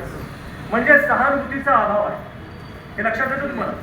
या सहानुभूतीच्या अभावामुळेच लक्षात घ्या की चोखा मेळ्याला कधीही मंदिराच्या पायऱ्या चढू दिल्या नाही. चोखा मेळ्याचं आज आपण जेव्हा पंढरपूरला जातो, अर्थात ते पंढरपूर हे विठ्ठलाचं श्राईन आहे असं म्हणतात, आणि पी विठ्ठल यांनी ते जगन्नाथदास विठ्ठल यांनी ते पुस्तक लिहिलेलं आहे, जगन्नाथदास के खोबरागडे, ते आडनाव लावलं नाही, तो नागपूरचा Maharaj, that's the different issue. त्याने त्या सगळ्या गोष्टी त्याच्यात दिल्या. तिथे जी शिल्प आहे त्याच्यामध्ये बुद्ध कसा आहे, काय आहे, त्याच्यावरती यांनी नंतर काय आवरणं लावली हे सगळं सांगितले, दॅट्स द डिफरंट इश्यू. परंतु चोखा मेळाला कधी दिलं नाही. मला प्रश्न असा पडतो की ज्ञानेश्वराने, मला प्रश्न असा पडतो की ज्ञानेश्वराने, आणि मला प्रश्न असा पडतो की एकनाथाने, सोपान देवाने चोखा मेळ्याचा हात धरून कधी विठ्ठलाच्या मंदिरामध्ये त्याला नेला आहे? कधीही नेलेलं नाही. म्हणजे ही तेव्हा ही मानसिकता हीच होती की तो अस्पृश्य आहे, पंका अस्पृश्य आहे, चोखा मेळा अस्पृश्य आहे, मग त्यांनी काय करायचं, त्याच्या पायरीतच राहायचं. हा महत्वाचा मुद्दा. त्यामुळे भक्ती चळवळीमधली जी आध्यात्मिक समता आपण म्हणतो, ती आध्यात्मिक समता कुठेच नाही, तो जातीयवाद आहे, हे लक्षात घेणं गरजेचं. जेव्हा ज्ञानेश्वर म्हणतात की विश्वधर्म सूर्यपाव, आता कोणता विश्वधर्म सूर्यपाव तुम्ही म्हणतात? तुमच्या वेळेला चातुर्वर्ण नव्हतं का? तुमच्या वेळेला अस्पृश्य नव्हते का? तुम्ही रेड्याच्या तोडून वेद होतात असं म्हणतात, मग त्यावेळेला तुम्हाला अस्पृश्यांना वेद शिकवता आले नाहीत का? त्याच्यासाठी तुम्हाला सावित्रीबाई फुलेंनी जशा शाळा काढल्या तशा काढता आल्या नाहीत का? हे प्रबोधन होणं गरजेचं आहे. आणि त्यामुळे बाबासाहेबांना हा सगळा भंपकपणा माहीत होता, म्हणून बाबासाहेब आंबेडकरांनी त्यांची बरोबर भूमिका केली आणि सांगितलं की हिंदू धर्मामध्ये तुमच्यासाठी समता नाही. हे सगळं सांगताना बाबासाहेब आंबेडकर म्हणतात की एका माणसाने दुसऱ्या माणसाला शिवू नये. म्हणजे आपण कुत्र्याला स्पर्श करतो, मांजराला स्पर्श करतो, गायीला स्पर्श करतो. अगदी गाय गिळाला काय ते मूत्र टाकते टाळाला ते हातात घालतो, गडा गडा गडा गडा फुटून टाकतो, ते करतो ना. म्हणजे रानडे, म्हणजे मी उदाहरण देऊन सांगतो, माझ्या पुस्तकात आलेलं आहे, त्यानंतर त्या प्रकाशकाने माझं पुस्तक छापायचं बंद केलं. दिग्रस आहे तो भाग वेगळा आहे. Socioeconomic conditions in the 19th century India असं ते पुस्तक आहे. बंदच केलं तर जाऊ नका, काय करणार त्याला, आपल्याला लिहित असतं. तर तिथे मला असं सांगायचं की रानडे, मी त्याचा संदर्भ दिलेला आहे. सोशल कॉन्फरन्सची ज्यांनी स्थापना केली त्या रानडेने काय करावं, ते बाहेर गेले, त्यामुळे त्यांना काय सांगितलं की तुम्हाला आता हिंदू धर्मामध्ये जर यायचं असेल तर तुम्हाला एक दिव्य करावे लागेल. ते म्हणाले काय दिव्य करावं लागेल? तुम्हाला पंचगव्याचं प्राशन करावं लागेल. पंचगव्य म्हणजे काय की गाईचं शेण, गाईचं काय मूत्र, दूध, दही, तूप एका ताटामध्ये टाकायचं, ते मिक्स करायचं आणि ते खायचं, त्याला काय म्हणतात? पंचगव्य. हे पंचगव्य प्राशन करायचं. आणि पंचगव्य प्राशन करताना पण वेगळे मंत्र आहे. वेगळे साहेब आपण त्या नाटकामध्ये मंत्र दिलेले, त्या गणेश मोडकला माहित होते, ते दिले मी. म्हणजे महाडला आपल्या लोकांनी पाण्याला स्पर्श केला म्हणून त्यांनी काय केलं, 108 घागरी पाणी बाहेर काढलं, त्याच्यासाठी स्पेशल मंत्र दिलेले आहे. पाणी शुद्ध कसं करायचं, अस्पृश्याचा हात लागला तर, ते मंत्र आहेत, इंटरनेटला अवेलेबल आहेत. आणि मग त्याच्यानंतर मग काय करायचं, पंचगव्य मिक्स करायचं. म्हणजे हे सगळं गाई पकडायची, गाईचं शेण काढायचं, नंतर XYZ सगळ्या गोष्टी काढायचं, ते टाकायचं. 108 घागरी पाणी हे पंचगव्य त्याच्यात टाकायचं, वेदमंत्रांनी त्याला शुद्ध करायचं. हे टाळायला लागलं. म्हणून बाबासाहेब भडकले. मग बाबासाहेब म्हणाले की तुम्ही असं करतात का? मग मी कोर्टामध्ये जातो. मग गुरुसिंगला आपल्याला निर्णय दिला. मला लक्षात आला असेल, इतका सोपा बाबासाहेबांचा प्रवास नव्हता, हेही लक्षात घेऊन. म्हणजे महात्मा फुलेने घरचा हाऊस काढला, मोकळा केला, मान्य करतो, परंतु हे पंचगव्य वगैरे ह्या सगळ्या प्रकारांना बाबासाहेबांना सामोरं जावं लागलं म्हणून बाबासाहेब कोर्टात गेले, लक्षात घ्या. तर त्यामुळे तुम्हाला हिंदू धर्मामध्ये समता नाही. बाबासाहेब असं म्हणतात की तुमचा स्पर्श देखील त्यांना नाही. ज्याच्या स्पर्शाने पाणी वाटतं, आता हा अजून नवीन प्रकार आहे. म्हणजे तुम्ही पाण्याला स्पर्श केला तर पाणी काय होतं, अपवित्र. म्हणजे ह्या कोणता टेक्नॉलॉजी ह्यांनी डेव्हलप केली होती मला काय कळत नाही. म्हणजे यांच्या पुराणामध्ये, पंचस्कंदामध्ये, यांच्या त्या वेगवेगळ्या विष्णू पुराणामध्ये, यांच्या त्या शिवपुराणामध्ये, यांच्या वेगवेगळ्या धर्मग्रंथांमध्ये, आपस्तंभ धर्मसूत्रामध्ये, मनुस्मृतीमध्ये, ऋग्वेदामध्ये, पुरुष सूक्तामध्ये काय काय फिलॉसॉफी यांनी डेव्हलप केलेली आहे. हे सगळे बाहेरून आलेले आर्य होते असं म्हणतात. हे आणि सत्य आहे. या लोकांनी, या देशातल्या नाग लोकांना, या देशातल्या महाराजांना, या देशातला महाहरी म्हणजे महा, हिरावती कर्वेंनी व्याख्या केलेली आहे. तर त्या लोकांना यांनी पराभूत केलं आणि मग त्यांच्यावरती बंधनं लागली. म्हणजे ज्या माणसाच्या स्पर्शाने पाणी वाटतं, ज्याच्या स्पर्शाने देव वाटतं, तो धर्म मला मान्य नाही बाबासाहेब. म्हणजे राष्ट्रपती त्या मंदिराच्या गर्भगृहामध्ये जाईल आणि गर्भगृहामध्ये गेल्यानंतर त्याचा स्पर्श त्या देवाच्या मूर्तीला होईल आणि त्या देवाच्या मूर्तीला स्पर्श झाला तर ते देव अपवित्र होतील, म्हणून भारताच्या राष्ट्रपतीला गर्भगृहामध्ये परवानगी नाही. आज आपण बहुजन पंचायत समितीच्या कार्यालयामध्ये बसून मोठमोठ्या गोष्टी करतो, परंतु भारताच्या राष्ट्रपतींना देखील हे भोगावं लागलं, सहन करावं लागलं. आणि भारताचा राष्ट्रपती प्रथम नागरिक, त्याला कायदा माहिती आहे. मी जर असतो ना त्या ठिकाणी त्याचा सेक्रेटरी साहेब, मी स्वतः जाऊन तिथे पोलीस स्टेशनमध्ये केस टाकली असती. टाका, ह्या धर्ममार्तंडाच्या विरोधामध्ये अनुसूचित जाती अनुसूचित जमाती अत्याचार प्रतिबंध अधिनियम 1989 सुधारणा नियम 2015-16च्या अनुषंगाने केस, त्याला जेलमध्ये घाला. अगदी आपले गवळी साहेब, ज्यांनी वाटोळं केलं समाजात असं म्हणतात, मी म्हणत नाही, अगदी गवळी साहेब ज्या वेळेला तिथे काहीतरी निर्णय देतात आणि म्हणतात की हा परमेश्वर, त्याला माहिती वगैरे आम्हाला काय असं काही गोष्टी ते बोलतात, त्यावेळेला त्यांना तिवारी नावाचा ब्राह्मण वकील मुठ फेकून मारतो. सर्वोच्च न्यायालय स्थापन झाल्यापासून आतापर्यंत कितीतरी निर्णय यांच्या विरोधामध्ये गेले असतील, परंतु एकाही सवर्ण वकिलाने त्यांना बूट फेकून मारलं. पण आपल्याला मारलं का? कारण आपण काय आहोत, त्यांच्या दृष्टिकोनातून अस्पृश्य. जे बाबासाहेब म्हणतात धर्मांतराची कारणं, आणि नुसतं बौद्ध म्हणून चालत नाही, ते तुमच्या रक्तात असावं लागतं. नाहीतर तुम्ही उपवर्गीकरणाचा निर्णय असा देऊ शकला नसता की महार मंगांमध्ये वैमनस्य, आणि यांच्याकडे कोणता एम्पिरिकल डाटा आहे? सुप्रीम कोर्टामधल्या 7 जजेस पैकी 6 जजेसनी म्हटलं की उपवर्गीकरण झालं पाहिजे, कारण हेट्रोजिनियस आहे. हेट्रोजिनियस आहेत म्हणजे ते समरूप घटक नाही, म्हणजे काय ते होमोजिनियस नाही. मला सांगा, असा कोणता डाटा आहे की महाराणी मांगाशी लग्न केलेलं नाही? भारतीय न्याय संहितेमध्ये दरोडा टाकला तर त्याच्यासाठी 6 वेगवेगळ्या पद्धतीचे सेक्शन्स आहेत, बरोबर? 140 कोटी लोकसंख्या असलेल्या भारतामध्ये कोणत्या महाराने, कोणत्या चर्मकाराने किंवा कोणत्या खाटिकाने मांगांच्या विरोधामध्ये घरामध्ये जाऊन दरोडा टाकला, सशस्त्र हल्ला केला? एकही केस या भारतामध्ये रजिस्टर नाही. मग ते कसे काय म्हणतात यांचं पटत नाही? तुम्हाला एम्पिरिकल डाटा लागेल ना. एम्पिरिकल डाटा नावाचा प्रकार कुठेही अस्तित्वात नाही, आणि जे म्हणतात हेट्रोजिनियस आहे. मग बाबासाहेब काय म्हणतात की होमोजिनियस आहे, हटन काय म्हणतो हे काय आहे, होमोजिनियस आहे. म्हणजे हे समरूप आहेत, यांनी अस्पृश्यतेच्या कारणास्तव त्यांना त्रास झाला म्हणून हे SC आहे.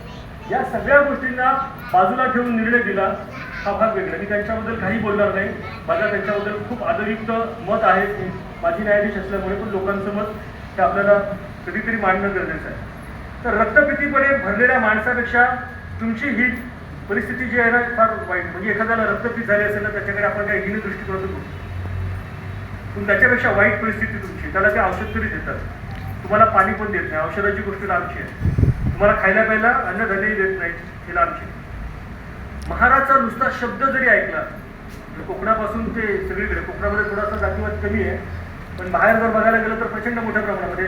अगदी तर जय भीम बोलला तर तुझा हात तोडतो म्हणून एकाचा हात तोडला, दुसरा हात तोडला, नंतर पाय तोडला, दुसरा पाय तोडला, त्याचा पांजरपोळमध्ये काट्यांमध्ये फेकून दिलं तरी तो जय भीम बोलत राहिला.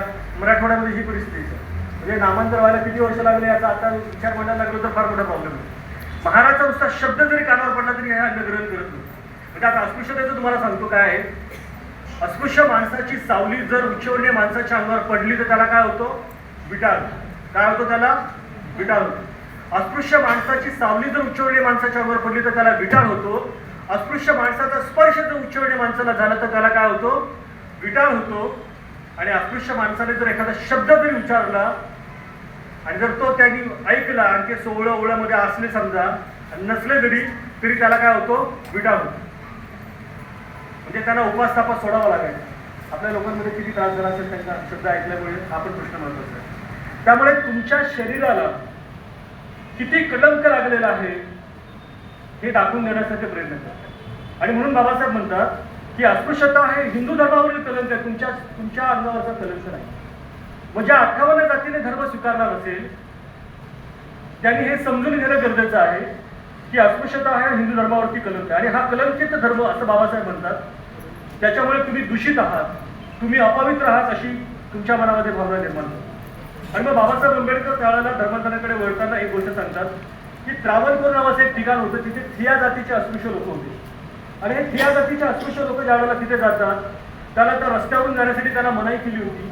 आणि मग त्यावेळेला त्यांनी शीख धर्म त्यावेळेला काही लोकांनी स्वीकारला, शीख धर्म स्वीकारला म्हणून त्यांना रस्त्यावरून चालता आलं.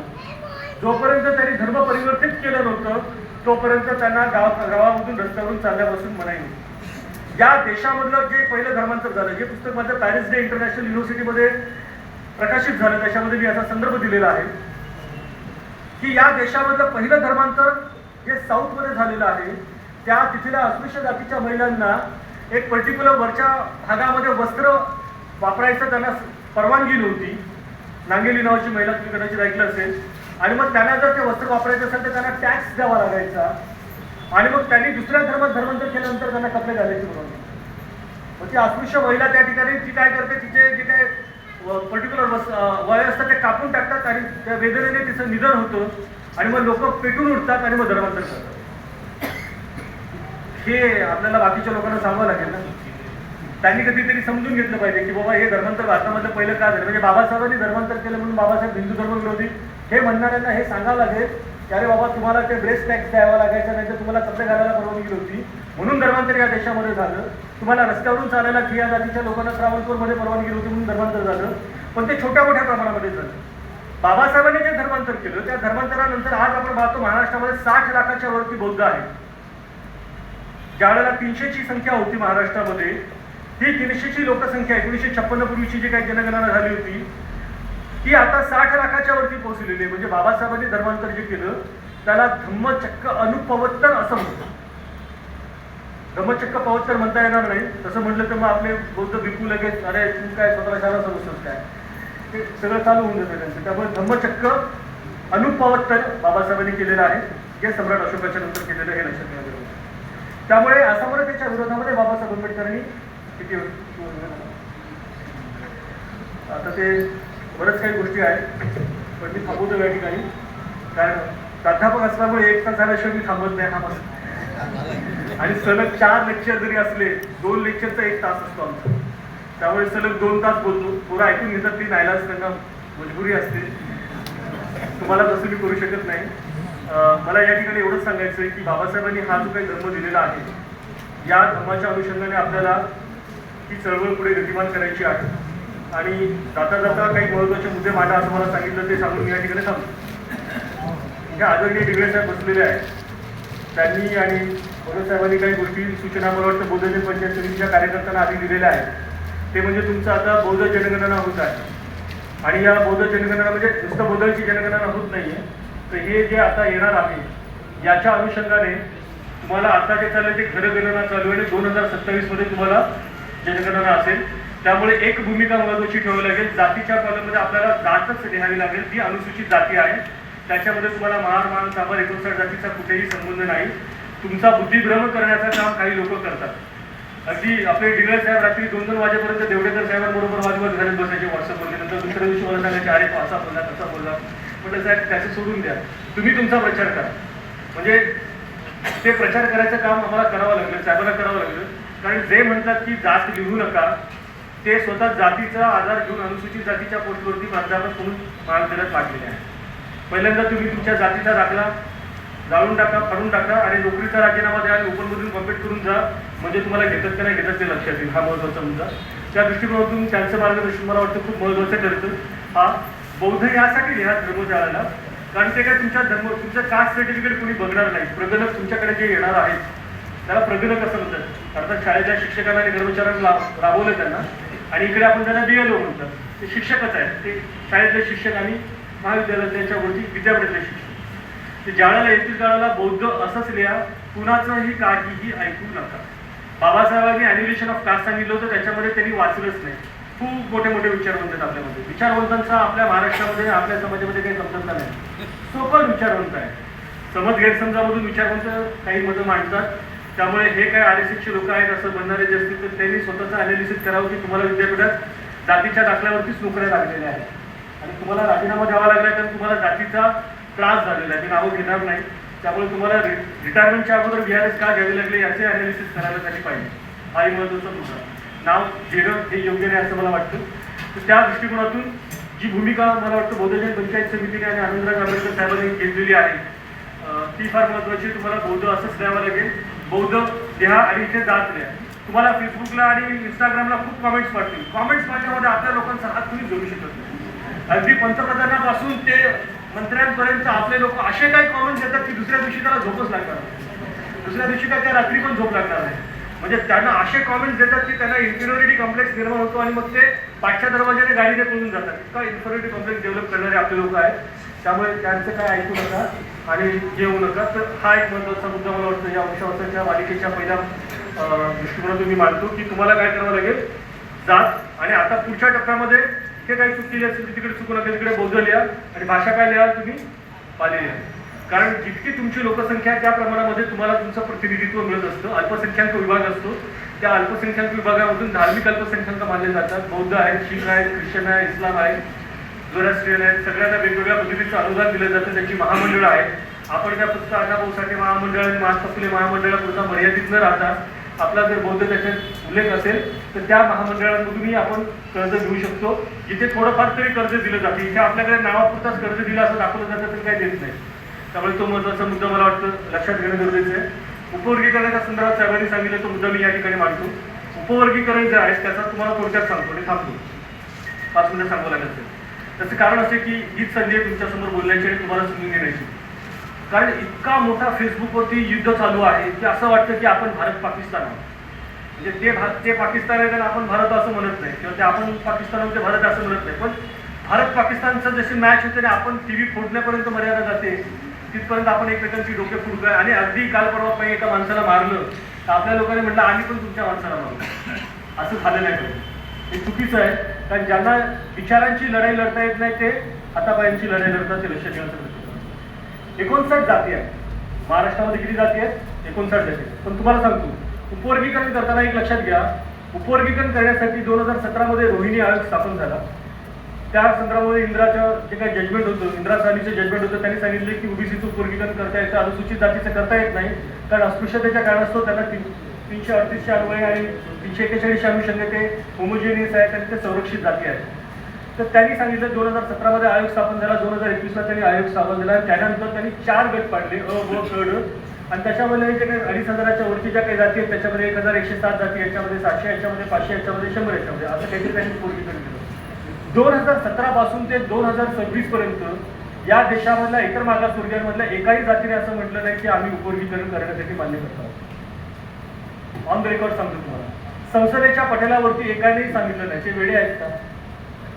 कारण तुम्ही जर उपवर्गीकरण केलं तर तुमच्या हातामध्ये काही मिळणार नाही. अगदी 59 जातींचं समप्रमाणात उपवर्गीकरण करा असं जर म्हटलं तर 59 जाती डिवायडेड बाय 13% जर केलं तर 0.22% त्यांना मिळतील. किती मिळणार आहेत? 0.22. आता 0.22% अर्धी तरी जागा येते का? पाव तरी जागा येते का? पाव येण्यासाठी तुम्हाला 3% कमी आहे. लक्षात आलं तुम्हाला काय म्हणायचं? त्यामुळे समप्रमाणात ते होऊ शकत नाही. हा महत्वाचा मुद्दा. आता दुसरा महत्वाचा मुद्दा असा आहे की महाराष्ट्रामधल्या 1,98,00,000 लोकसंख्येमध्ये तुम्हाला साधारणतः 1,45,00,000 तर बौद्ध आणि महारस आहेत, म्हणजे 60 ते 61% हे आहेत. त्याच्यानंतर मग 10%च्या हिशोबाने हे जरी असले तर त्यांचं प्रमाण 2% आहे या 13%मध्ये त्यांचा वाटा जर पाहायला गेला तर.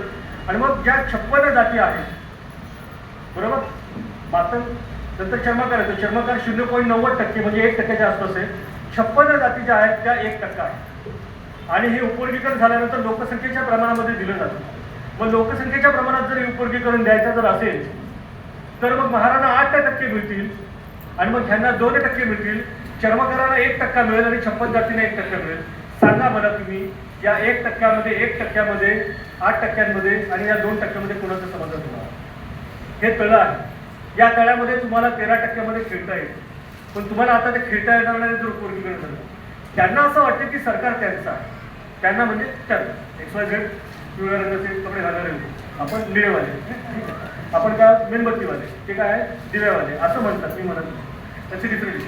हे जे काय आहे त्यांना असं वाटतं की आम्हाला जास्त मिळायला पाहिजे कारण सरकार आमचं आहे. असं होऊ शकत नाही.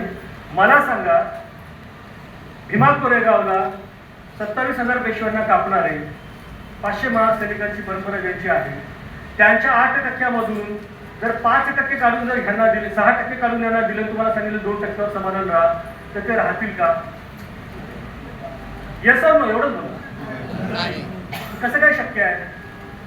एक तुमचा आमदार विधान परिषदेमध्ये दिला म्हणून तुम्ही असं करू शकतात का? मी सांगतो, या भूमिकेचा मी साक्षीदार आहे. डिग्रे साहेबांना माहिती आहे. 27 आमदारांच्या आम्ही सह्या घेतल्या, लिटरली 11 मागण्यांचं पत्र तयार केलं, आम्हीच तयार केलं. डिग्रे साहेबांना करेक्शनला दिलं, डिग्रे साहेबांनी करेक्शन केले आणि आम्हीच ते पत्र तयार केलं. 27 आमदारांनी सह्या दिल्या. ते 58 जातीचे आमदार आहेत. किती? म्हणजे 59 जातींमधल्या 58 जातीच्या आमदारांनी काय केलेलं आहे, सह्या दिल्या. 2 मातंग समाजाच्या आमदारांनी सह्या दिलेल्या आहेत. आता त्याला दबाव होता नसतील दिला, त्यांचा काहीतरी त्यांचा रंग पिवळा, आपला रंग निळा, त्यांचं डिफरंट इश्यू. त्यांनी दिला नाही, तिथे दबाव पडला. हे दबाव टाकण्याचं टॅक्टिक्स आपण त्या ठिकाणी केलं आणि त्याच्यामुळेच मग त्यांना देखील निर्णय घेणं कठीण झालं. कारण पहिली सही सत्ताधारी पक्षातला, दुसरी सही सत्ताधारी पक्षातला मंत्री, तिसरी सही सत्ताधारी पक्षातला मंत्री, तिन्ही वेगवेगळ्या पक्षातल्या ज्यांचं त्रिपक्षीय सरकार आहे त्यांच्या सह्या असल्यामुळे त्यांची गुच्ची झाली आणि 15 आमदार एकत्र मी त्यांच्याबरोबर होतो, साक्षीदार आहे. आणि मग त्या ठिकाणी हा प्रश्न थांबला. नंतर मग 1 लाखाचा मोर्चा झाला. त्या ठिकाणी आपण पाहतो की आम्ही उपमुख्यमंत्री शिंदेला भेटायला गेलो. त्यांनाही माहीत नव्हतं की उपवर्गीकरण म्हणजे काय.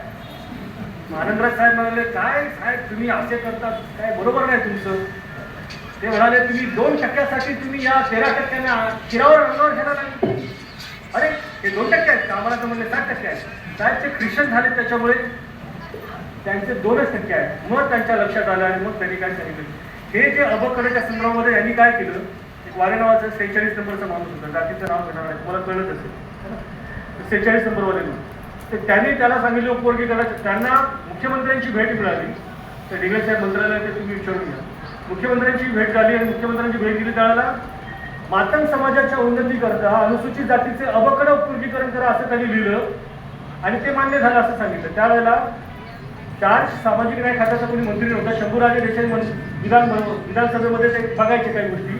त्यामुळे त्यांनाही हे सगळं माहीत नाही की अनुसूचित जाती म्हणजे 46 नंबर नाही, त्याच्यामध्ये 59 जाती येतात, हे त्यांना माहिती नव्हतं. आणि त्या पार्श्वभूमीवरती त्यांनी फसून केलं आणि त्याच्यानंतर ह्या 59 जातींच्यासाठी त्यांनी ते अबकडेचा बाल्टीचा अहवाल तयार केला. 59 जातीच्या एकाही माणसाला त्यांनी 58 जातीच्या एकाही माणसाला बोलवलं नाही, लोकप्रतिनिधींना बोलवलं नाही, जनसुनवाई घेतली नाही. राष्ट्रीय अनुसूचित जाती आयोगाला त्यांना कन्सल्ट करावं लागतं, त्यांचा अहवाल घ्यावा लागतो, त्याच्याशिवाय ते देऊ शकत नाही. तरी त्यांनी मनमर्जीप्रमाणे केलं. आपल्या सगळ्या 58 जातींना फसवलेलं आहे असं लोकांचं म्हणणं आहे, मी वैयक्तिक म्हणत नाही. तर ते आपल्याला तिथे फसवलं आणि ते फसवल्यानंतर आता म्हणतात सुप्रीम कोर्टाने म्हटलं. सुप्रीम कोर्टाने असंही म्हटलं की क्वांटिफायबल डाटा असला पाहिजे, म्हणजे पडताळण्या योग्य आकडेवारी असली पाहिजे. या 59 जातींमध्ये ज्या काही वेगवेगळ्या उपजाती आहेत, 200च्या वरती उपजाती आहेत. म्हणजे चर्मकारामध्ये पहिली जात जी आहे तिचं नाव भांबी आहे, रविदास आहे, रोहिदास आहे, बऱ्याच गोष्टी आहेत त्यांच्यामध्ये. त्यांना किती प्रतिनिधित्व मिळालं याची देखील आकडेवारी आपल्याकडे शिल्लक नाही. आणि मला एक सांगावं असं वाटतं की 9 वर्षापूर्वी आम्ही सुप्रीम कोर्टात केस टाकली होती रिझर्वेशन इन प्रमोशनची, त्याच्यामध्ये देखील क्वांटिफायबल डाटा अजूनपर्यंत शासनाने दिला नाही. आणि मग हे लोक जे विद्वान प्राध्यापक आहेत, जे JNU मध्ये काही प्राध्यापक होते, खूप हुशार आणि विद्वान समजतात त्यांना. त्याचा BBC ला इंटरव्ह्यू आला, तर कसा आला मला माहित नाही, माझ्यासारख्यासाठी येऊ शकत नाही कारण त्यांना माहिती की वस्तुस्थिती मांडणारे लोक आहेत. ते म्हणतात की लहुजी साळवे आयोगाने त्यांची आकडेवारी दिलेली आहे. लहुजी साळवे आयोग जो आहे तो बौद्ध मंत्री चंद्रकांत खंडोरेंच्या कालखंडात आला. टाटा इन्स्टिट्यूटने त्याचा सर्वे केला आणि फक्त 5 ते 6 जातींचा त्याच्यामध्ये अनालिसिस आहे, त्याच्यातल्या उपजातीचा पोटजातीचा अनालिसिस नाही. हे लक्षात घेण्याचा प्रयत्न करतो. आणि त्याच्यामध्ये त्यांनी ज्या शिफारसी दिल्या 84 शिफारशी, त्याच्यातल्या 68 शिफारसी मान्य केलेल्या आहेत आणि बाकीच्या काही शिफारसी मान्य केल्या नाहीत. कारण त्यावेळेला त्यांनी स्वतंत्र आरक्षणाची मागणी केलेली होती. डिग्रे साहेब होते त्यावेळेला त्या ठिकाणी, सगळे आपले फार महत्वाचे लोक आहेत, कुठे कुठे काय कसं करायचं ते. आणि मग त्याच्यानंतर स्वतंत्र आरक्षणाची मागणी जर महाराष्ट्र शासनाने त्यावेळेला जर फेटाळली असेल तर आता कशी मागणी मान्य होऊ शकते, हा महत्वाचा मुद्दा लक्षात घेणं गरजेचं आहे. पुन्हा बिंदू नामावलीप्रमाणे जर तुम्ही पाहिलं, एक माणूस नोकरीला लागला तर तो 30 ते 35 वर्ष काम करतो. पहिला बिंदू डिग्रे साहेब आहेत, पहिला बिंदू कोणाचा आहे, खुला प्रवर्गाचा. दुसरा बिंदू कोणाचा आहे, अनुसूचित जातीचा. तिसरा बिंदू कोणाचा आहे, खुला प्रवर्गाचा. चौथा बिंदू कोणाचा आहे, अनुसूचित जमातीचा. 5वा बिंदू कोणाचा आहे, खुला प्रवर्गाचा आहे, बरोबर. 6वा बिंदू कोणाचा आहे, इतर मागासवर्गाचा आहे. 8वा बिंदू कोणाचा आहे, खुला प्रवर्गाचा आहे. मग 9वा बिंदू कोणाचा आहे, EWSचा, म्हणजे ब्राह्मणांनाही आरक्षण मिळतं ना, तुम्ही देखील सरकारच्या गावात झालेला असं म्हटलं तर काय वापर ठरणार नाही त्यांचा.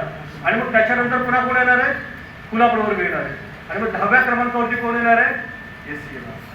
म्हणजे 30 गुणिले 9 करा, 9 त्रिक 27, 270 वर्ष झाली. जर एकच बिंदू निघायला लागला 270 वर्षानंतर तुम्ही आणि आम्ही जिवंत असू, जास्तीत जास्त 25 वर्ष, 30 वर्ष, 40 वर्ष त्याच्यावरती आपण जिवंत राहावं असं मला वाटत. म्हणजे यांचाही नंबर लागणार नाही तुम्हाला सांगतो. कारण महार, मान, सांबार हे 3 जाती अशा की त्यांची लोकसंख्या 10 लाखाच्या वरती आहे. त्यामुळे त्यांना प्रतिनिधित्व मिळालं आहे आणि बिंदू नामावली ठरवत असताना ज्यांना प्रतिनिधित्व मिळालं नाही त्यांचा पहिला क्रमांक लागेल. लक्षात आलं? म्हणजे 46 नंबर वाल्यांनाही मिळणार नाही, आपल्यालाही मिळणार नाही, त्यांनाही मिळणार नाही आणि ज्यांना मिळेल ते त्या पदावरती मिळण्यासाठी लायक असणार नाही, कारण तेवढं शिक्षण तेवढ्या क्वालिफिकेशन त्यांच्याकडे असतं. उद्या समजा प्राध्यापक व्हायचं असेल तर त्याला MA व्हावं लागतं, पोस्ट ग्रॅज्युएशन व्हावं लागतं, नेटसेटची परीक्षा पास करावी लागते, विद्यापीठात लागायचं असेल तर PhD व्हावं लागतं. बरोबर? जर तुमच्याकडे नसेल तर तुम्ही होऊ शकता का? 100 पेक्षा जास्त कमी लोकसंख्या असलेले 2018-22 संख्येप्रमाणे आहे. म्हणजे काय होईल? आरक्षणाचं संपूर्ण वाटोळं होऊन जाईल हे यांना समजतच नाही, म्हणून मोर्चांवरती मोर्चे निघत आहेत. हा बुद्धिभ्रम चालू आहे, यांना बिंदू नमोली समजून सगळं गरजेचं आहे. अनेक गोष्टी आहेत, त्याच्यामुळे हे काय पास होईल असं मला वाटत नाही. आणि हा प्रश्न विधिमंडळाचा आहे. जसं ते परिसमन बिल त्यांच्या संसदेमध्येच पास व्हावं लागतं 2/3 बहुमताने. आता हा विषय टळलेल्या पावसाळी अधिवेशनामध्ये टाळ्यांच्या गजरात स्वागत करूया बहुजन पंचायत समितीचं. त्यांनी 950 शाखांमध्ये खूप मोठ्या प्रमाणामध्ये जागृती केली आणि खरी आंबेडकरी चळवळ आणि ताकद त्या ठिकाणी दाखवून दिली. मी आनंदराज आंबेडकर साहेबांनाही म्हटलो, अमन आंबेडकरांनाही म्हटलं की आता तुमची वेबसाईट सुरू करा, आता तुमचे व्हॉट्सअप ग्रुपवरती मर्यादित ना तर तुमचे टेलिग्रामचं चॅनल सुरू करा. आणि भीमराव साहेबांना म्हणालो की इथे मीडिया हाऊस तयार करा.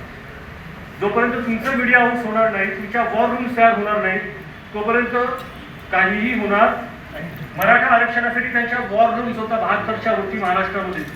खाणं पिणं राहणं कॉम्प्युटर सगळं स्पॉन्सर होतं. त्यांचे आमदार खासदार मंत्री करायला पैसे पुरवत होते.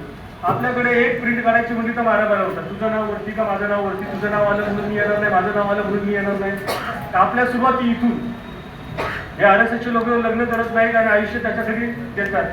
आता एवढा कॉक्रोचचा मोर्चा झाला, त्याला संपवण्यासाठी ते काय करणार? आरक्षण हटाव आंदोलन करत आहे. ते होणार नाही शक्य, हा नंतरचा भाग आहे. पण मला फक्त एवढंच सांगायचं आहे की वर्गीकरणाला तुम्हाला कडाडून विरोध करावा लागेल. बाबासाहेब आंबेडकर म्हणाले होते की जागृतीचा अग्नी तेवत ठेवा. आणि तुम्हाला सर्वांना एकच सांगेन की जागृतीचा अग्नी आपण सतत तेवत ठेवला पाहिजे. बाबासाहेबांचा विचार तेवत ठेवला पाहिजे. आपण सर्व एक आहोत हा विचार पुढे घेऊन आपण जायला पाहिजे. या वर्षावासाच्या निमित्ताने बौद्ध धर्म बाबासाहेबांनी का स्वीकारला, त्यांनी कशी मानसिकता तयार केली, या संदर्भात मी 200 पानांचं जे काही पुस्तक लिहिलेलं आहे त्याच्यातले काही 15-20-25-30 पानांपर्यंत मी पोहोचलेलो आहे. ठीक आहे, तिथपर्यंत मला वाटतं की मला सांगण्यामध्ये यश आलं का नाही मला माहीत नाही, परंतु मला बोलवलं याबद्दल मी आयोजकांचे आभार मानतो. पुन्हा एकदा बहुजन पंचायत समितीचे अध्यक्ष, कार्याध्यक्ष, सभापती, मान्यवर, आपण सर्व एवढा 1 तास मला सहन केलं त्याबद्दल तुमचे मनापासून आभार. नमो बुद्धाय. जय हिंद.